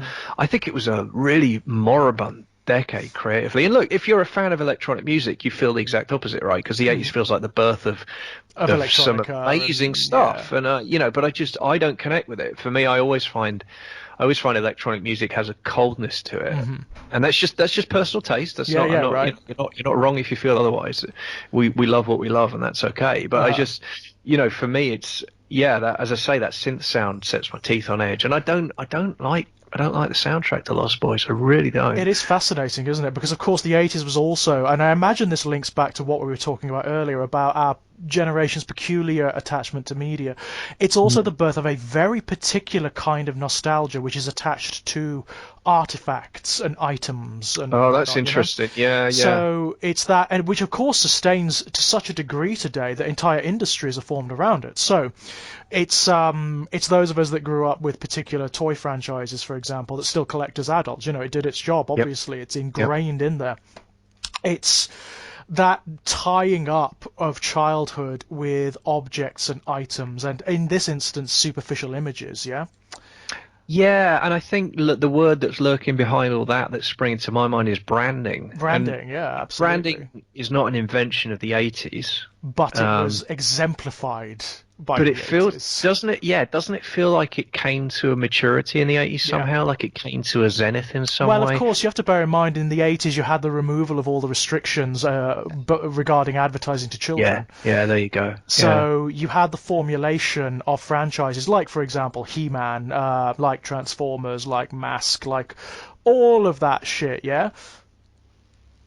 Yeah, but I even think even more fundamentally than that, I think of I think of that old circular Pepsi logo, and I think of the Hmm. iconography of Coca-Cola, and I think, Right. Christ, we talked about it already, but one of the things people forget about MTV in the early days was those idents Yeah, of were course. little cultural earthquakes when they went off. I mean, there was Hmm. nothing like that out there, and when you saw them, you knew immediately what was going on. Right, right. Um, and they were really powerful. I mean, however you feel about MTV and whatever you feel Mm. about the wider kind of cultural significance of that, of that channel, Hmm. those idents were something, man. Right, right. I They mean, it's something we also have in the media itself. So a lot of people, for example, have nostalgia for things like, like the video company idents yeah, that you oh yeah, got yeah, yeah, at the beginning of VHS tapes. Because again we were very young, so our imaginations were so malleable. yeah. Those things are just, and we of course we associated them with things like shows that we liked and whatever. So they are just embedded deep, deep, deep in our brains, and they excite something very. They release the dopamine. They Oh, they it's give us a pleasant tingle. I mean, I've done 21 episodes of watching RoboCop now, and I Right? don't think a single one has gone past without someone commenting on that Orion Pictures logo at the Yeah. start of the film. Before the film's even started, this is, Hmm. oh my God. And then Right.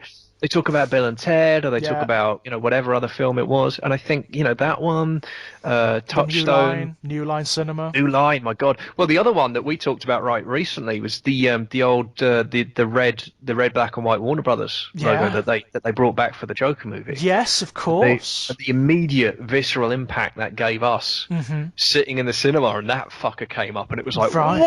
Yeah. whoa, And okay then. it's really clever, isn't it? Because it puts you Brilliant. in this really vulnerable situation Yeah. where suddenly you're open. You're Oh in yeah, a yeah, yeah. different frame of mind. You're That's open right. to influence, and you're manipulatable because of nostalgia and sentiment. It's a Yeah. really clever trick. It's a really bloody clever trick, and good filmmakers, creators in general, can use it to their advantage. Yeah, and that's, I mean, and in this specific case, the Joker, of course, that's because that film is trying to evoke the 80s. I mean, the whole Right. film is set in a kind of hyper 80s Right. Yeah. environment, so it's a really clever kind of psychological shorthand or hook or trick to get you back in that headspace. Right. It's genius in that Whereas, sense. I It's mean, like really as you clever. said, The Lost Boys tries to do that with its pictures of Van Morrison and whatnot, but it doesn't get it. It doesn't understand who it's talking to, who its audience is, or how those images work, or why. Well, also, Lost Boys, when it's made, it can't be nostalgic for the decade because it's being made in the decade. The Right. trouble with Lost Boys is it's trying to be up to date. It's trying to be bang up to date. And what Uh-huh. that means is before it's even finished being filmed, it's dated. Right. You know what I mean? Yeah. Like it's just trapped in its era. And It is the mosquito and amber resin, isn't it? You know, yeah, it's. yeah. And for me, I'm afraid it preserves all the flaws of that era. It Mhm. preserves all the flaws of that era of filmmaking in general, and especially the wider kind of pop culture. I mean, all the stuff we're talking about. Yeah. For me, Lost Boys is kind of it's the ultimate kind of, well, not the ultimate, but I mean it's a really really strong example of form without content. Yeah, absolutely. Um, Yeah, as you I know, said, the experience of watching it now as someone who grew up with it from a very early age and still has sentiment for it is a profound ambivalence. You know, yeah. it's really quite. There's almost like internal conflict that goes on where it's like, yeah, I remember this, and I enjoy it on a particular level, but I know that it's awful. And I just feel like none of it really worked. I mean, there's the whole thing about like it feels like a script that was written with the idea of being quotable in mind. Yeah. And yet, when you think about the context of those quotable lines, it kind of doesn't make any sense. It's kind Right. of Right. just a bit rubbish. I mean, the one I pulled out for the title of the essay, because I knew I was going to be kind of getting the knives out, was Mm. "Kill your brother, you'll feel better," Right. which Right. actually works quite well in the context of the essay, because the essay Uh, is kind of about kill your darlings. Like yeah. Of sometimes course. you go back and it's shit, and you've just got to Yeah. put your hands up and say, "Yeah, I was a kid, I liked some Hmm. dumb shit," and get on with Yep. your life. But it's not like, I mean, that's an okay line, but Hmm. it's kind of dumb the way it's delivered because you're back with Hmm. the fucking Frog Brothers. Can we talk about them for a Right, second? right, Because yeah. like, what the shit is going They on? feel like, do you know what they feel like? They feel like characters from another film, Yeah, they don't do. they? They feel like they've come from like a sort of Home Alone style, like you know those films that were really popular in the early 90s which were aimed at like sort of older children that you Mhm. got on a lot of the Sky channels that were sort of like preteen comedies Yeah, that were badly made and just sort of like made by people who were too old to be talking to youth culture again. They are for me the element that works the least in the whole film. that's a pretty serious statement Yeah, because there's a right, lot not working. right. No, I mean, but where they're even coherent characters at all, I mean, they change line to line Hmm. in terms of like, I mean, like, who are they? Yeah, Do they have an extended family? Is it just them? Are they orphans? Are they street right. kids? Are they trailer park kids? Where are they Middle from? are they middle class kids who are goofing off? Are Yeah, they actually vampire hunters at all, or have they just read a lot of stupid right, comic books and they're desperate posers? right. Are they, like, because it changed, like, it literally changes almost line to line. Yeah, You cannot make out what they are. right, And the right. reason for that is their job in the script is to be expedient in a given Yeah, moment. So they will do or say whatever is the expedient thing for the script, for the right. mechanics of the story to move forward. But what it means is they just don't exist as characters Right, at the all. way they operate is really strange in the context of the wider film. This is another thing that's really jarring to an adult eye, basically. You have these moments in The Lost Boys where the vampires are attacking people, and you see quite a lot of gore, and there's lots of Yeah. like mutilation, and it's designed to be quite dark and unpleasant and quite horrific. And then you switch to the Frog Brothers, who are like characters out of the Goonies, Yeah, that's right. That's right. right? I mean, But like, then, Corey Haim, obviously is from yes. the Yeah, Goonies, yeah, yeah, yeah, yeah. But that's actually, he's playing the same character. Yeah. He's playing Mouth from the Goonies, yeah? Yeah, absolutely. And it's so fucking, they're just so weird and not Yeah. like, and not in a good way, right? I mean, No. there's a way you could play that ambiguity if you were doing it on purpose, Right, right. and you maybe could have some fun with it. But it's, you see, the thing is, it's not ambiguous. It's just inconsistent. It's inconsistent, yeah. So, and That's also the the way difference. they come into the story. So, they are just hanging around this comic store that Sam happens to also be in. It makes no sense. It makes Oh, no sense whatsoever. oh my God. It's again, it's this problem I have a lot of the time when you have like older writers or older creators trying to write children or youth characters and Yeah. not remembering what it's like, even internally, to be that young, yeah? I mean, that's the thing, isn't it? One of the things that you think watching Lost Boys is that maybe Joel Schumacher was never young. Right, Like maybe he yeah. was just born at the age of 45. Yeah, maybe so. Because I don't, yeah, because these are not They're not functioning children. children, are they? They're No, not they're child really characters. not. They're really not. And I've always had, like, you know, when you've got the mother figure, the mother character telling off Michael for Yeah, whatever, it's never rung true because he's too no. old, you No, that's the know? thing, isn't it? And I mean, she's a really good actress, and I Yeah, mean, she's for me one of the few bright spots of the movie is yeah. is is Oh, she's her and her great. performance because she's lovely and she's warm and And she's she's very maternal and lots of yeah. fun, isn't she? She's actually got some great funny lines, you know? She does, and she delivers them so well. And it's a very naturalistic performance in a film that's got some pretty awful acting in it in places. She's pretty solid, but Yeah. I feel bad for her because Yeah. she's completely wasted in Yeah. this ridiculous. Right. And as you say, like she's got an impossible job to do, telling off this guy who's like clearly in his like Yeah. early 30s. There's going to Right, be right. a teenage son. Like what the fuck? I mean, actually, the movie would have been improved massively if a lot of it was from her perspective. So if it looked at Yeah, if it looked at this disconnect between generations, yeah. right. So you have these children, one of which maybe is much older than the other, yeah. Yeah, So there's a right. disconnect there too. Yeah. If it were looking at divisions, that would have been fascinating because then you've got a parallel between Max and his quote unquote children, Yeah. yeah. That Well, could I'd have like. been fun, couldn't it? Yeah, and like the kids are fatherless, and we never really. I mean, is there any explanation of why that is in the I film? think I don't think there is. I think it's implied that they're all orphans, you know. Right, They're but like, all taken by the vampires at no, some no, but I point. mean, sorry, I mean the two main Oh, kids. oh, the main kids with the Is it are they divorced or is it like? But I mean, whatever it is, it's like a throwaway yes, they line. are divorced because Right. there is a throwaway line where she's talking to Sam because he wants the light on in the closet, yeah. And Okay. she says actually it's one of her great lines is one of the reasons I divorced your father is because he never believed in the closet monster, Right, right. which is Yeah, and actually not a that's a bad line, fantastic line. No, right? that's really good. Yeah, that's Yeah, really. more of that. I'd Yeah, a actually would lot have more of that. liked more of the familial drama, which, given like the themes that the film eventually sets up, would make I mean, sense. Yeah, it's right there. yeah, It's right yeah. there for the taking. Like, Wouldn't come it be, on. wouldn't it be great if you do get a sort of maternal relationship developing between the mother figure and the sort of lost boys? Yeah, Yeah, yeah, yeah. that would be really interesting, wouldn't It it? would be interesting, yeah. You could count. I mean, there's all kinds of stuff you could counterpoint there with, Max and a kind of more stuffy authoritarian male figure versus a more nurturing woman. Yeah. There's all kinds of. I mean, that's maybe a little hack, but there's stuff to be played with There's there. stuff Could to be- work with there, isn't it? But unfortunately, because it's Joel Schumacher, Oh, the well, film it's doesn't realize and doesn't go there and just sort of like right. ambles along. Yeah. I mean, there are a handful of. It's interesting, isn't it? There are a handful of nice moments and the odd even nice sequence. I mean, that line you highlighted, yeah, absolutely, that's great. I like the sequence with Max at the meal table. I think Yeah. that still holds up because That's that's quite just fun, kind of yeah. that's one of the few moments where I think the comedy hits the right tone. Hmm.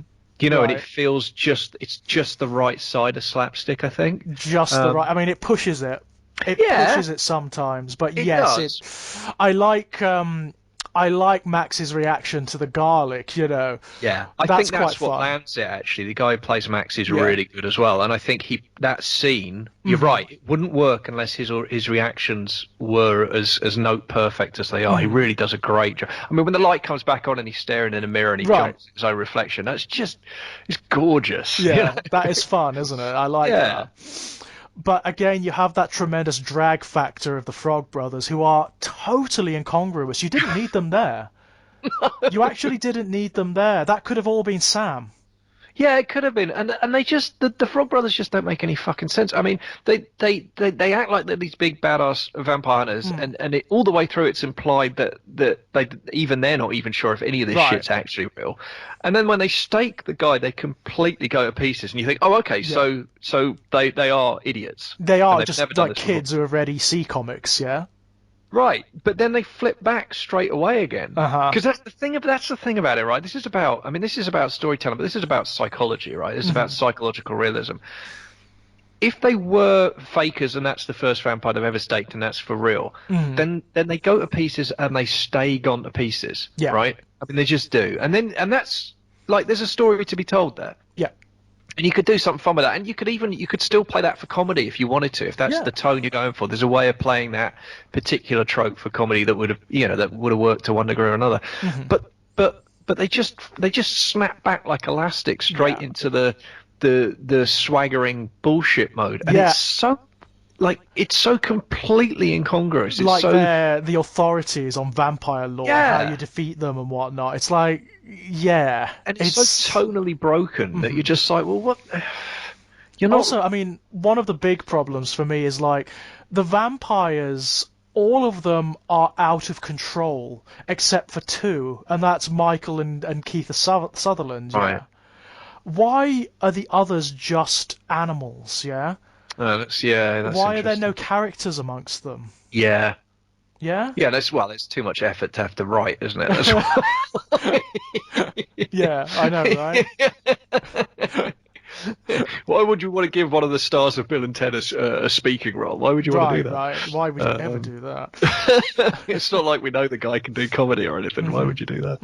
Yeah, I don't know, man. I don't know. It's such a mess. It's such a mess. It is a messy film. There's no doubt. I mean, once again, I keep adding the caveat: it can be watched and enjoyed. There's no, the sentimental reaction. There's nothing wrong with that. But it is acknowledging that these things that were artifacts of childhood very rarely stand up to a critical assessment. Oh yeah, no. Look, I mean, I think this was clear in the essay, but in case it's not, I mean, in all seriousness, absolutely, fucking hell, man, it's 2020. Look outside the window. If anything brings you joy, Yeah. Jesus, go with God, man. Go with for my it, blessing. yeah. Just that's fine. Like I'm not, and I'm not trying to bring anybody down. I'm not trying to say you're Not wrong. at all. Like Not at it's all. cool. Whatever brings you joy, do it, and do it a lot because life is short. I think for me, the thing that I found interesting was the kind of, I mean, the emotional response is fine. That's sort of to be expected when you're sort of, I guess sort of kicking over a kind of, kicking over an urn like this one. Right. But the thing I did find interesting was the attempts to intellectualize the emotional defense and try and claim it was a good movie, and that's where I do start. Right. To Interesting. I wouldn't mind reading some of those. Well, they're few and far between, but you do get them. You do because a lot of people's responses was just like, "Okay, I know it's nostalgia, but I love it." Well, Yeah. I'm not going to argue with that. I mean, Well, that's inarguable, isn't it? I Right, mean, like, because I mean- that's subjective, isn't it? exactly. Everybody likes shit. We all do. Yeah, exactly. That's fine. But I did find what I found more interesting were the people who couldn't quite let it go Yeah. intellectually and were like, "Well, no, actually, I think you're fighting." It's like, no, dude, don't, just don't embarrass yourself. Yeah. There isn't a way it's- through here, and I think that's psychologically interesting because I think one of the things I've been thinking about a lot lately for various reasons is about the relationship between the relationship between emotion and intellect when it comes to criticism and art Right. criticism in particular. Because I mean, Right. one of my central premises with my life in horror is I very much take the Hunter S. Thompson approach when it comes to non-fiction, which is to say that, objectivity is bullshit. Yep. And it's double, triple bullshit when it comes to criticism of Mm-hmm. art. Because, when you're engaging with work on that level, it's about how it makes you feel. It's about how it makes you feel, And how it makes you feel is different from you than it is for other people. And it's, the Joker movie is an exemplar of that recently. Yeah, right. That's a film that's come out where it's like, the way that film made me feel is a way that a film hasn't made me feel at the cinema in maybe a decade or more. Yep. And I'm going to respond to that, and I'm going to respond to that. And then immediately, because of the way my particular psychology works, I'm going to bring my intellect to bear to try and work out why. Why, yeah. But it didn't start with the intellectual reaction. It started with the emotional one. And I'm very conscious that what I'm doing there is superimposing my intellect on what is fundamentally an emotional reaction. Right. Which is, is a thorny issue, isn't it? It's a thorny issue because you're using your own internal mechanisms to explore your own internal response, which is problematic, isn't it? Absolutely. And look, and I'm conscious that that's what I'm doing. And it's a similar thing. I mean, I did this with the Tommy book, and I kind of own that in the Tommy book very clearly at the beginning and the end. It kind of bookends the text, is me saying, like, this is my reaction. Yep. This is my trying to make sense of something that I can't make sense of. And guess what? Here I am at the end of 20,000 words or 30,000 words, whatever it is, and I still haven't made sense of it. Maybe there is an irreducible part of this that can't be explained in words. Maybe it is. There's a core kind of visceral quality to this that you either get or you don't. It's like trying to describe your reaction to color, isn't it, or something to that? Oh yeah, it's like trying to create the emotional response of a piece of music via prose. And then, funny enough, I have tried to do that once or twice, and I got a really interesting piece of prose out of it, but I didn't replicate the emotional journey that a piece of music gives you, because you can't, because it's kind of unreplicatable. Yeah.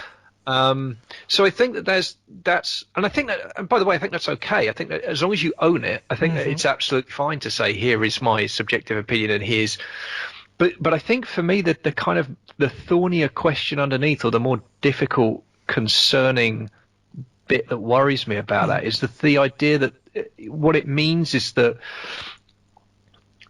intellectual argument really is a tool. And it's a tool that you can kind of apply to anything, and it's perfectly possible to construct a very well put together rhetorical argument that has absolutely no basis in fact whatsoever. Right. Yeah, absolutely. One that is internally consistent. Yeah, and has all of the sheen of intellectual rigor, but it is absolutely at its core a use of intellectual tools and signifiers to justify an emotional position. I had this exact experience when I saw Prometheus for the first time. Right. I came out of it a bit like the Joker, not knowing how I felt about it. Yeah. And then went the other way to the Joker. I decided that I absolutely loathed it. I mean, I absolutely loathed it on a really powerful level. Did a YouTube video about it, and I discovered as a result of that YouTube video that there's a species of what I suppose would be popularly called a troll out there that is not like your normal troll that just said you suck or whatever, Sure. They are essayist trolls, and they will write long screeds trying to explain why your opinion or your reaction is wrong or whatever, or how you've missed this or you've missed that.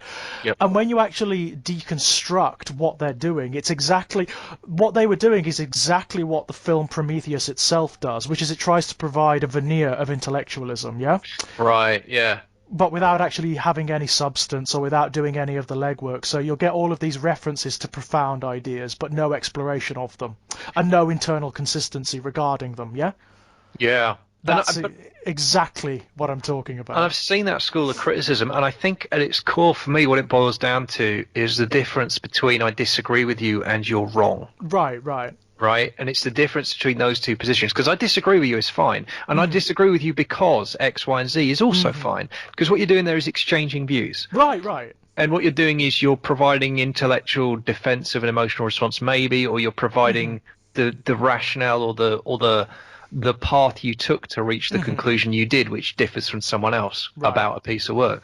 But you're wrong. That's a very different position, because at that point you're making an absolute statement. And I think at the point at which you're doing that and you're talking about art, I'd say, like, to put it in D&D terms, you're at a -10 to your roll pretty much from the off.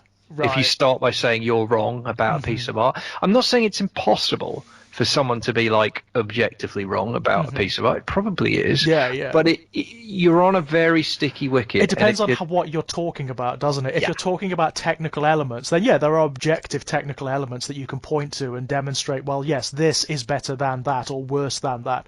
But when you're talking about people's emotional reactions to that piece of art, then you're in shakier territory. And I think, again, I think one of the reasons I'm probably going to end up writing or co-authoring or pulling together a book on the Joker movie is that I think there were elements of the criticism, including some of the stuff that was coming from the left, that was actually objectively wrong. It was objectively wrong. Yeah, it was. I think it was. It was objectively wrong in the sense that the film contains the answers. It evidently and obviously contains the answers to the problems that they were perceiving as being part and parcel of the film. Yes, or actually, interestingly, in a lot of cases, that's true, but the way in which the film did it was specifically by... It was not unusual that I saw criticism. Actually, some of the... I was going to say on the right as well, but that kind of goes without saying, because the right is just terrible at this stuff. But the right is just awful at film criticism, and they shouldn't be allowed anywhere near it. But certainly as well on the left, it was not unusual that you would see a line of criticism that within its own...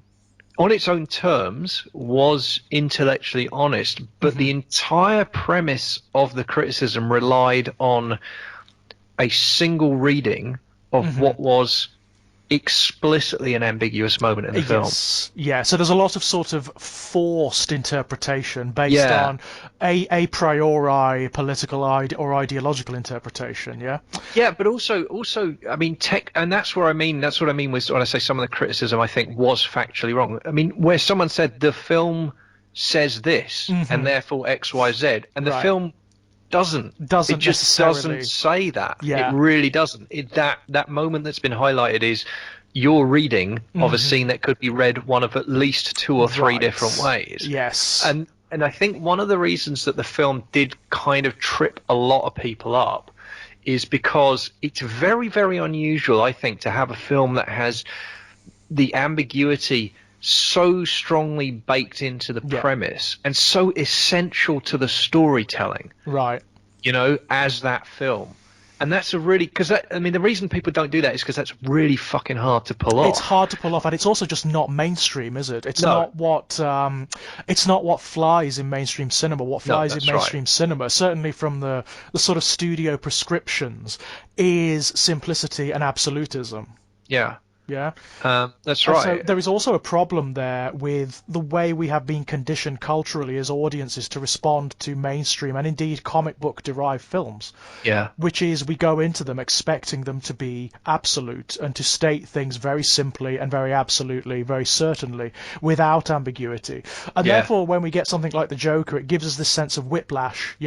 Absolutely. It gives us a slightly unpleasant feeling, perhaps, which we then maybe some of us misinterpret. I think that's right, but I also think that what it does for me, what it's opened up is a wider malaise in kind of geek, or a window into a wider malaise in geek culture in general, and in that sense it's quite useful because it's something that I felt around the edges of for a while, but I've not been able to put my finger on, and this has really helped do it. And that's about, there is this, and I don't like to generalize, but I think it's a predominantly male attitude in particular, like a need to be right, like a really strong desire to be correct, and to be, the cliche that you always hear from ironically from the foaming at the mouth raging right is facts not feels, right? You always hear that just before they launch into some completely evidence-free lunacy foaming at the mouth thing about social justice warriors or what the fuck ever. But I do think it's a really, like,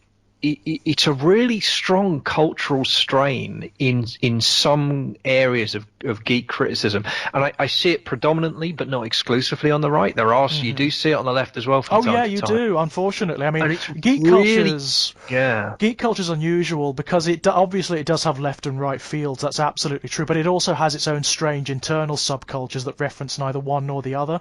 And I find that it's strongest there in that field, where people are talking, like one of a very good example with reference to the Joker film that I've seen, and I've seen it crop up again and again and again and again, is the criticism that, well, I can't see how this Joker could ever be the Right. Heath Ledger Joker, or I don't see Yeah. how this Joker could ever become the nemesis of Batman as he is in the comics. It's like, no, you can't. That's the point. He's not Yeah. intended to, Yeah, that's right. And Yeah. there's this inability or unwillingness to accept that the film is not even trying to do that. Yeah, right. And I mean, we've kind of talked around this, but it does, in that sense, it's almost like a bubble universe movie, isn't it? Yeah. Which is wonderful, right? It's Yeah. absolutely, it's sort of like an Elseworld, but Joker rather than Batman, Yeah, right. which is fantastic.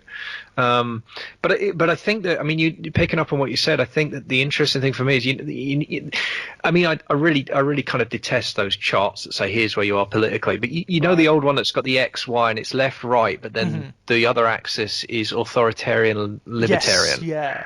Now that's still, like, I think hopelessly flawed as a piece of analysis, but I do think that there's something to that in terms of what we're talking about, this strain of the idea of objectivity and correctness versus interpretation and nuance. Yeah. And I feel that kind of mirrors the authoritarian libertarian thing. If you take authoritarian as there's a right answer, and you take the libertarian as there's multiple interpretations that are valid. You know? Right.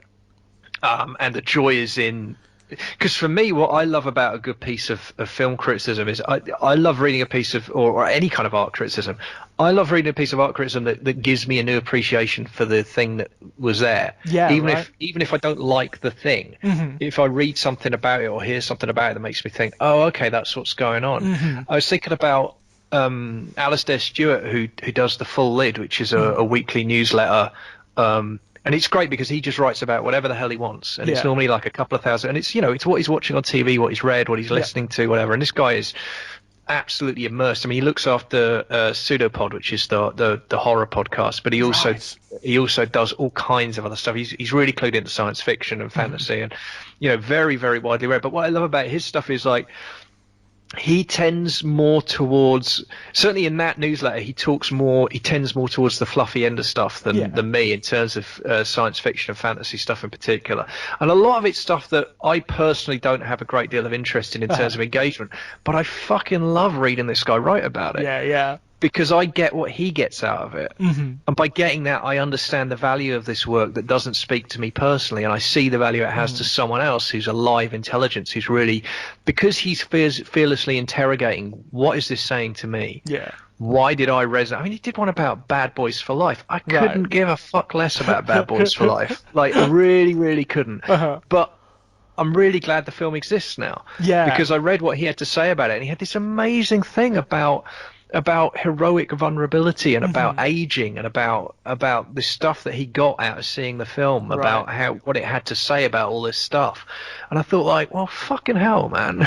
Yeah. That sounds great. It becomes infectious, doesn't it, when someone is enthusiastic about something, and when someone has got something from a piece of material that maybe you wouldn't have, but you've got it by proxy.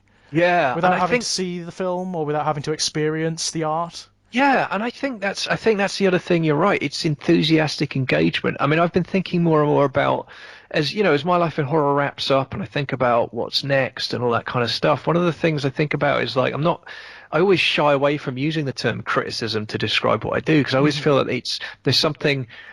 I worry about the implication of objectivity, and I worry about the implication of negativity as well, that I feel is associated with that word, rightly or wrongly. And I'm starting to feel like appreciation is a better word. And that's not to say that I won't. That's not to say I leave my brain at the door, and that's not to say I ignore flaws or I won't talk about things that I find that I don't like about a piece of work. But I think it means I'm fundamentally coming from a place of enthusiasm. Right. So it's more about exploring your response, isn't it? Rather than projecting out and saying, right, this is what this piece of work is, and this is what its implications are, and this is why you should or should not enjoy it. Yeah, Absolutely, because I mean, one of the things I was very conscious of with Joker when I wrote about it, and as I keep talking about it, as I keep talking about writing about it more, I'm not trying to persuade anybody that they should have enjoyed the film if they didn't. No. I'm not trying to persuade anyone that they should think this film is great if they don't. I'm not trying to persuade, because the film is spiky enough and difficult enough and ambiguous enough that I think it's a perfectly legitimate response to see that film and not enjoy it. I really do. And if you came out and you're like, that was no fun at all, that's a completely legitimate response to have. And that doesn't, there's no you're wrong there. That's legit, and it's not, I'm not trying to persuade anybody. What I'm actually trying to do, I realize, and this is why I want to do this one in particular, is I'm actually trying to make sense of why I reacted. Yeah, it's your own response, isn't it? Because it was so strong and so visceral, and I'm still, however many thousands of words I've spilled about this now in text and on podcasts, I still haven't I just don't feel like I've gotten anywhere near the core of what the fuck is going on. I must admit, I'm still exactly the same. Very few, certainly bits of cinema do that to me, but I'm still there. I'm still gnawing at it, you know? And not entirely understanding where my own reactions lie and why and what the implications of them are. Yeah. It's a very strange place to be. But I feel that a lot of the stuff we do on this podcast is the same. You remember when we were talking about Exquisite Corpse? Yeah. And that had a very similar thing going on, where we were talking about how there are parts of it that are arousing and attractive and beautiful in their own peculiar ways, but they're also repellent and disturbing and revolting in many respects. It's those are difficult tensions to play with, and I think, for my money, I mean, I hesitate to use the term, but good work, like good art does that. Yeah, I think so, and I think it's and again, I think that I've talked about this in terms of horror. The two different kinds of horror. There's comfort horror and horror, and the odd bit of work that's both, right? Yeah, right. Obviously, and I think that because for me, like Exquisite Corpse is horror. That's one of those that's like, oh shit. Yeah. Whereas, I mean, I've talked about RoboCop as a horror movie, and I think it is. I can defend that as a position. I think it is, amongst other things, it's a horror movie. But RoboCop's pure comfort for me. Like, sticking that on, and that's just pure pleasure and pure enjoyment, and that's okay too. It's okay to have those things. But yeah, it's when something like Tommy, something like Joker, something like Exquisite Corpse comes on, it just digs its hooks right in. Yeah, that shakes really you a little bit. That distresses a little bit. I mean, the last film I saw that did that was The Lighthouse. Okay, I've heard. Yeah, I've heard good things. Ooh.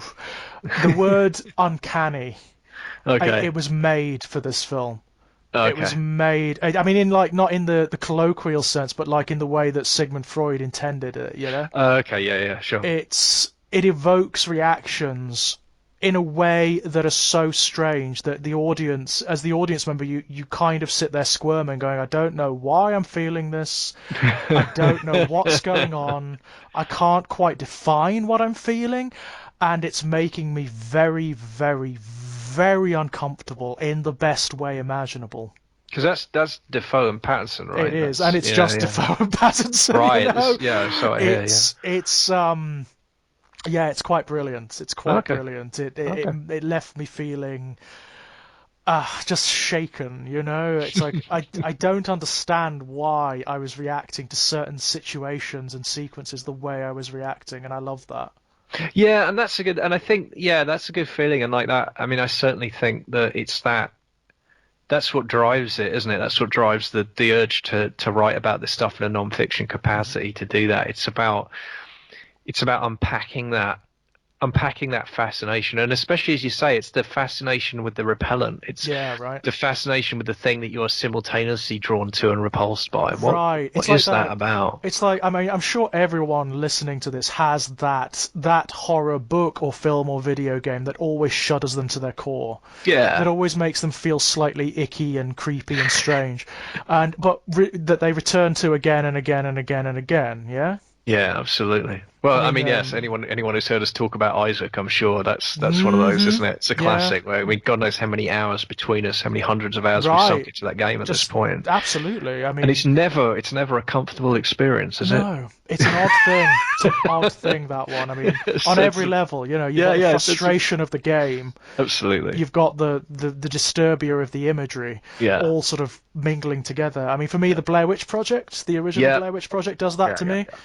Yeah. Always gets me. I don't Yeah. know why. I can't even explain it. I don't No, know why. that's a screaming heebie-jeebies. That film, Right. absolutely. It's Uncanny, isn't it? fantastic. It's an Yeah. uncanny reaction. For me, the only thing I can say is with the Blair Witch Project, when I know when it happens, there's a point in the film where I think as the audience you know that they are screwed, Right.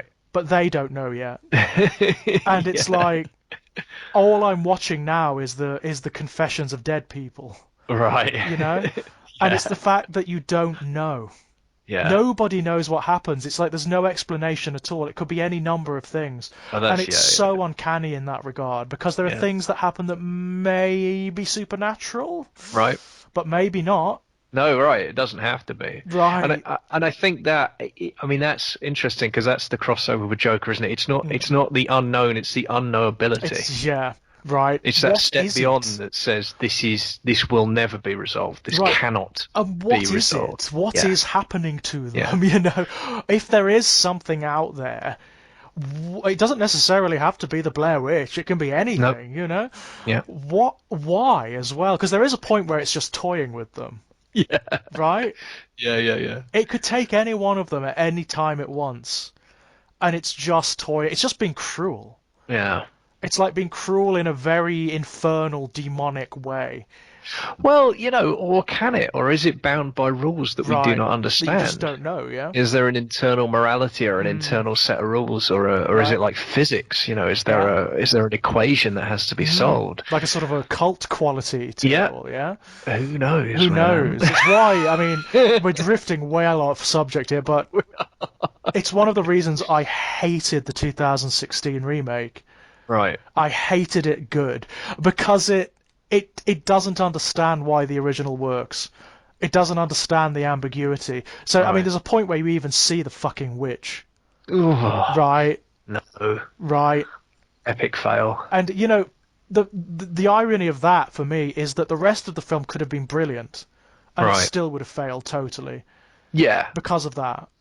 Yeah. No, that's yeah. That's just that's failing to understand the storytelling on an absolutely fundamental level, isn't it? That's just an elemental failure to understand what I you're mean, doing. this is too big a subject to discuss in any great detail, but do you know where that kind of ambiguous horror is really flourishing at the moment? No. YouTube. Oh, interesting. Independent projects. There are swathes of them, Okay. and some of them are stunning. They're doing things with horror that has never been done before. Okay. One of the ones I would definitely advise people to watch is Petscop. I've heard you talk about this before. I think on Petscop. Facebook. Yeah. So strange. It's Yeah. it's a type of storytelling that is almost entirely brand new. It could only happen on the internet in the age of post sort of PS1 video games and via YouTube uploads. Right. It's it's like the very definition of postmodern horror storytelling. Interesting. Very clever. I'll tell you the one that I do remember as an uncanny thing, and this is when I first got on Facebook, so it's probably 2014, and it wasn't YouTube, it was a professional. I want to say it was Comedy Central or something like that. Right. Did you ever see the Too Many Cooks meme thing? No, I don't think so. So this was something that apparently Comedy Central put together, and they would run it really late at night. Right. And it was a 10-minute, 12-minute piece, and it was ostensibly it was the opening credits or closing credits to a sitcom called Too Many Cooks. Okay. And it had a theme tune that was just the words "too many cooks" repeated over and over and over and over and over again. And then, but it was just a series of headshots that just carried on, like people waving, people swiping, Okay. and it just kept going and going and going. And you got to about like 3 minutes in, Yeah. and the relentlessness of the music is really starting to get to you, like what the fuck's going on? And then suddenly it would cut away, and you'd have like a like someone on a hospital gurney, and the Oh. music would be over the tin, like really tinny, and then you have these two surgeons in there. So what is it? It's like, yeah, they've got an advanced case of TV credits. They're stuck in the loop, and and you're just like, what the fuck is going on? Yeah, I And like it just that. got it. I'm not kidding. The thing was like. It was like 10 minutes long, something like that, and it just ran and ran and ran, and it got weirder and weirder and weirder. And it wasn't. I remember no resolution. I remember no explanation.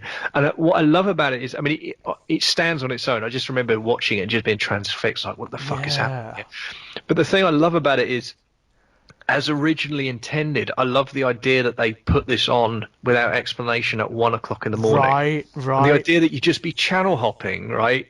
Probably, maybe a couple of pints to the north or whatever your substance of choice might be, and it's Comedy Central at 1 o'clock in the morning, and you're just confronted with this fucking madness, surreal horror. Yeah. It's just like, what? I mean, there is power there, isn't there, in presenting something totally out of context. Yeah. That people find for themselves. And for me, it's what I love about it is the friction of the comedy against the horror as well, because it does start off funny, and then something about the continual repetition, it crosses over from funny to unnerving. And actually it flip-flops back and forth between them a couple of times, as you watch it. And it's really, it's really unsettling, really disquieting. Chris Morris does that a lot with his comedy, don't you find? Well, we're gonna do one on him, aren't we? We're gonna talk about Brass Eye at some point. Yep, certainly are. Certainly. And I also believe I've got one booked with Jonathan Butcher. We're gonna do Jam. Are you gonna do Jam? We're gonna do Jam. Yeah, I'm actually genuinely, I'm too scared to do Jam. Really? I'm nervous of Jam because I found like Brass Eye actually rubs up against it a couple of times for me, and I'm quite sensitive. I struggle with that borderline surrealism horror stuff. That actually, sometimes that if it's done well, it will really fuck me up. And Jam is there. It will. Do it. It will do it. Right, I've seen clips of Jam, and I've been like, you know what? I don't know, man. It's like. It's high watermark apex comedy, basically, where it's like comedy reaching such a level of brilliance that it's crossing over into other reactions, into other emotional states. And I just think Morris is just a ferocious talent. Yeah, I have so much respect for that guy. I think he's one of. That language would never be applied to him because he's so counterculture. But he is a real national treasure. He is like he's a genuine genius. Absolutely, an authentic genius. And I think when I think about when I think about British comedy, he's pantheon to me. Yeah, it's problematic for me because it's like you watch Brass Eye, you watch Jam, and they are so brilliant that you can't really go back. You get this feeling of you can't go home anymore. So most other things seem to be lesser in comparison. Yeah, I remember someone bought me. This is going back a while now, but someone bought me Broken News on DVD as a kind of present one year, and I remember sticking it on and being like, "There's absolutely," and it was fine. Yeah, it was fine, but I was like, "There's nothing on here that the Day-to-Day and Brass Eye didn't do like 100 times better a decade earlier." That's it. That's the problem, isn't it? And what are you going to do? And the other thing about Brass Eye in particular, but Day-to-Day as well, actually did this for it's one of the things that it's hard to appreciate when you watch it now is it was actually anticipating trends. Yeah, right. At the point at which the Day-to-Day and Brass Eye were happening, that kind of graphic approach to news hadn't happened yet. Nope. Certainly not in the UK. It might have been just starting to creep in certain US channels, but it wasn't the norm. No. And now you watch it and you think, oh, that's a really acute parody of how they do those images. No, it wasn't. It was predicting where it was going. Predicting them, yeah. There are not many comedies that do that. The only other one I can think of that does something similar is The Thick of It. Yeah, okay. Yeah, where the writers were having issues where they were saying in interviews they were saying like we would abandon sketches because we would think no, that's too ridiculous, that would never happen, and the next week it would be in the news. It would be in the headlines, yeah. Oh man, but yeah, Jam. It's only 6 episodes. It's only 6 episodes, but they're an onslaught. Yeah. Well, Brass Eye's only 6 plus the special. Well, of course, because it was was buried by the media, wasn't it? Well, yeah, of course it was, especially the special. That was it was brilliant. Because the way it went after the I mean, that's the other thing. Like, it just went after the tabloid culture in Oh, a way that completely. no one's got the balls to do No, that. the whole thing about Brass Eye was it's an assault upon media. Yeah, It's a vicious, excoriating assault upon media and media culture, yeah, and it's brilliant. It's yeah. absolutely brilliant. I mean, that's the thing about like the special. You know, it's not attacking. It's not even making light of child abuse No, no, at no, all. Never once does it. no. Never once does it go there. It's attacking the way the media utilize it and portray Absolutely, it. absolutely. That's what it's Um, doing. It's very yeah. clever. And And also, of ultimately, course, actually, the way the media, by its very sensationalism, actually makes the world more dangerous. I mean, yes. that's why it's so subversive, and that's why it Yeah. upsets so many people. Right. Right. They Um, felt targeted, didn't they? oh yeah, You they were know? seen, Yeah. they were seen by hmm Brass Eye, They were. and they don't like to be seen. They definitely do not. I mean, the it's the one of the only bits of good news I've heard in recent memory is that the Sun is hemorrhaging money. You Yeah, know, that's really good news. That's really good news. that's wonderful news. I mean, Bodes well for the future. it bodes. I mean, they are outlets that will suffer and die as generations wear on. You know, Yeah, yeah. because people just aren't reading them anymore. No, that's right. And hey, that's one of the unexpected benefits of a conservative government is life expectancy stalled for the last 10 years. So they're not hmm actually going to live ever longer. They are actually Right. dying out. Right. Because, I suppose you could say there's a bizarre silver lining to the way they've desolated care in that regard, isn't there? uh, Because, there are not no, going to be the carers very soon, I can yeah, tell that's you true. that. That's true. Yeah, no, well, yes, there are ironies upon ironies, hmm bitter and painful though they Yeah, be. that they may be. Anywho, we were talking about the Lost Boys extensively. Nominally, we were talking Nominally talking about the Lost Boys, but yeah. But I think the thing is, I think we got it out of the way. Yeah. It's our reactions are pretty. It's not like most of the other stuff we've discussed. It's pretty overt. The reaction, isn't it? What we Yeah. had to say is pretty overt. But I'm very glad that it went on to other areas. To be perfectly honest, I'm Yeah, very and I glad think, indeed. look, I think there is value. I think, and that's kind of where we ended up. There is value to unpacking why. Yeah. There's value to unpacking why did it work then and why doesn't it work now. Right. Um, Right. and as I Could said, it could it if have it's ever been the phenomena it was without VHS? I doubt it. right, I right, doubt it because I absolutely. think I may be wrong in this, but I do think The Lost Boys was made on VHS. It was like it was at the cinema, obviously, but I Feels don't like think it, yeah. I don't think it did very well at the But I think cinema. also, like, would it have worked if not for? I mean, I think about the particular time it happened, the fact that for me especially, I've thought about this. I don't know why this keeps coming up for me lately, but it has. It was that odd moment in time where there was a definite kind of hierarchy in terms of access to pop culture because Sky Right. had come about, Yep. but Sky was expensive. Oh bloody hell! When it was just like 3 channels and you had to pay like Yeah, 300 quid a month or something for it. and like one of the huge cultural divides at school were people who had access to The Simpsons and people who didn't. Yes, And of course. the kids who had access to The Simpsons, I was envious of those kids, man, hmm because I knew they were connecting with something phenomenal that I had Something no. that was redefining the zeitgeist. Yeah, and I had no access to it. And MTV was the same. And for Yeah. all that now I might look back on it and actually, if I had had it, it wouldn't have been what I thought it was. hmm I thought it was what it was. You know what I mean? Like I Yeah, had yeah. that feeling of aspiration. And funnily enough, the Lost Boys felt. I think at least part of the attraction was it felt like I was getting access to that Right. world a little bit. Yeah. It felt like a bridge to an imagined kind of utopian Right, right. cultural landscape that obviously, as I say, if I'd had it in reality, I would have hated it, I'm sure, Yes, because of I'd course. already moved beyond pop music at that point. But the idea The of idea of it. MTV, Right. and that's how 80s is that? hmm Vacuous aspiration to Yeah. have access to something that's entirely empty, that Yeah. In is fact, all signifier and no I just substance. know. I'm actually having flashbacks now to when we eventually got Sky Yeah, installed, and there were just like 3 or 4 channels on it yeah. back then. Um, Yeah, there was the two movie channels, MTV and and Sky there One, was the right? children's channel, I think, as Yeah, well yeah, was sure, on there. sure. But yeah, absolutely, and it was a very strange experience indeed. Yeah. It's a mysterious and bizarre, and as everything is when you're that young, you know.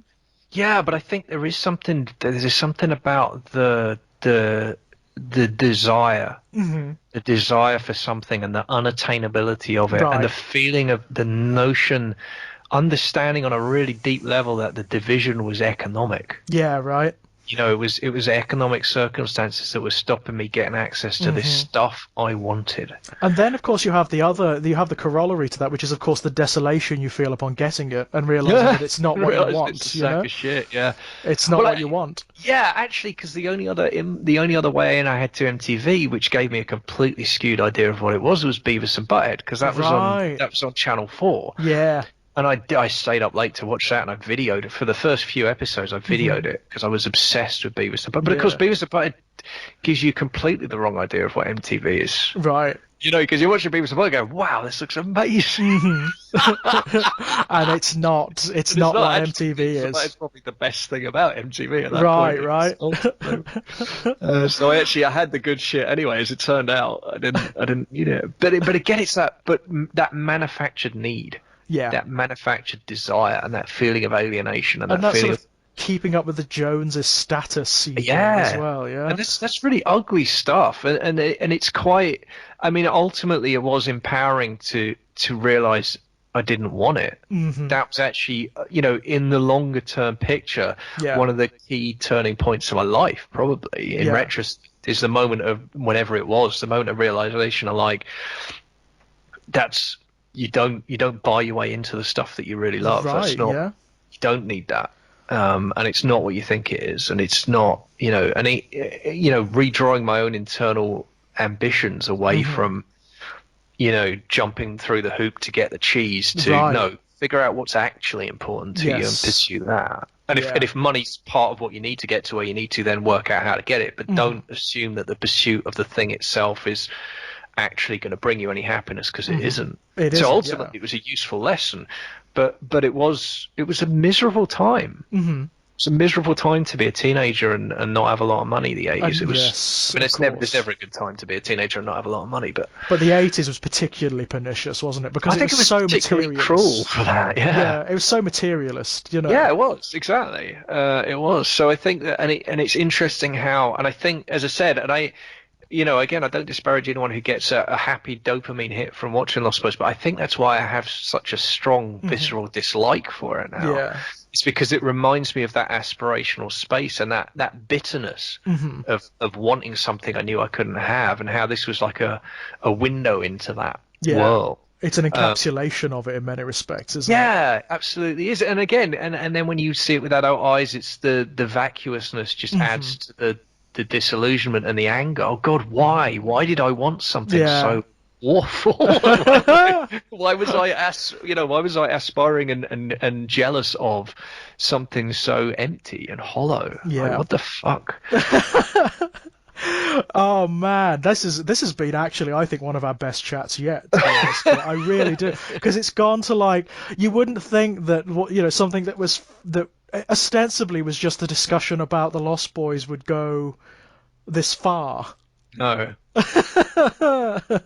Well, and again, it's because one of the things, I mean, what we've really been talking about here, or one of the things we've really been talking about the whole time, is kind of meta criticism, right? Yeah, what it absolutely. is to be a critic, or what it is to appreciate art, and what it means. And I mean that feels very full circle to me, because again, ultimately, everything I've just described there is that's a very personal reaction. It is, isn't it? Because it's like it comes from very personal contexts, and experiences. Yeah, very interesting. Very interesting. Yeah. But I think is there anything else that you want to say about the Lost Boys? Is there anything you want to conclude? Christ, no. Let's never talk about this film ever again. Fair enough. I'm purged. Fair Let's enough. move on. I mean, there's so much we could have done. We could have gone into like how it stands as like a vampire story or whatever. But yeah.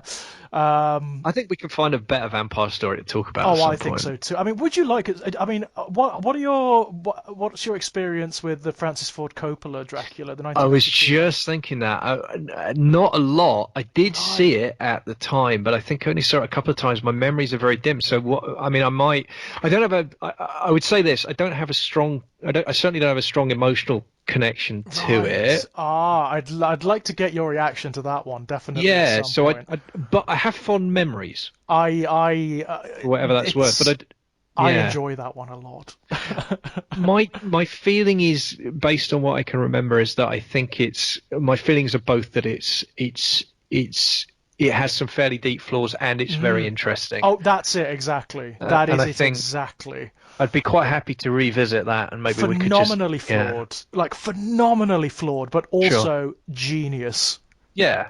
So I think Yeah, that could be a fun one to do, sure. And we brilliant. can use that as a window to dig more into the kind of the wider vampire thing. 'Cause, Oh, that'd be great fun because yeah. it's sort of been a theme on this channel, ladies and gents. Because I did a discussion on the BBC Dracula.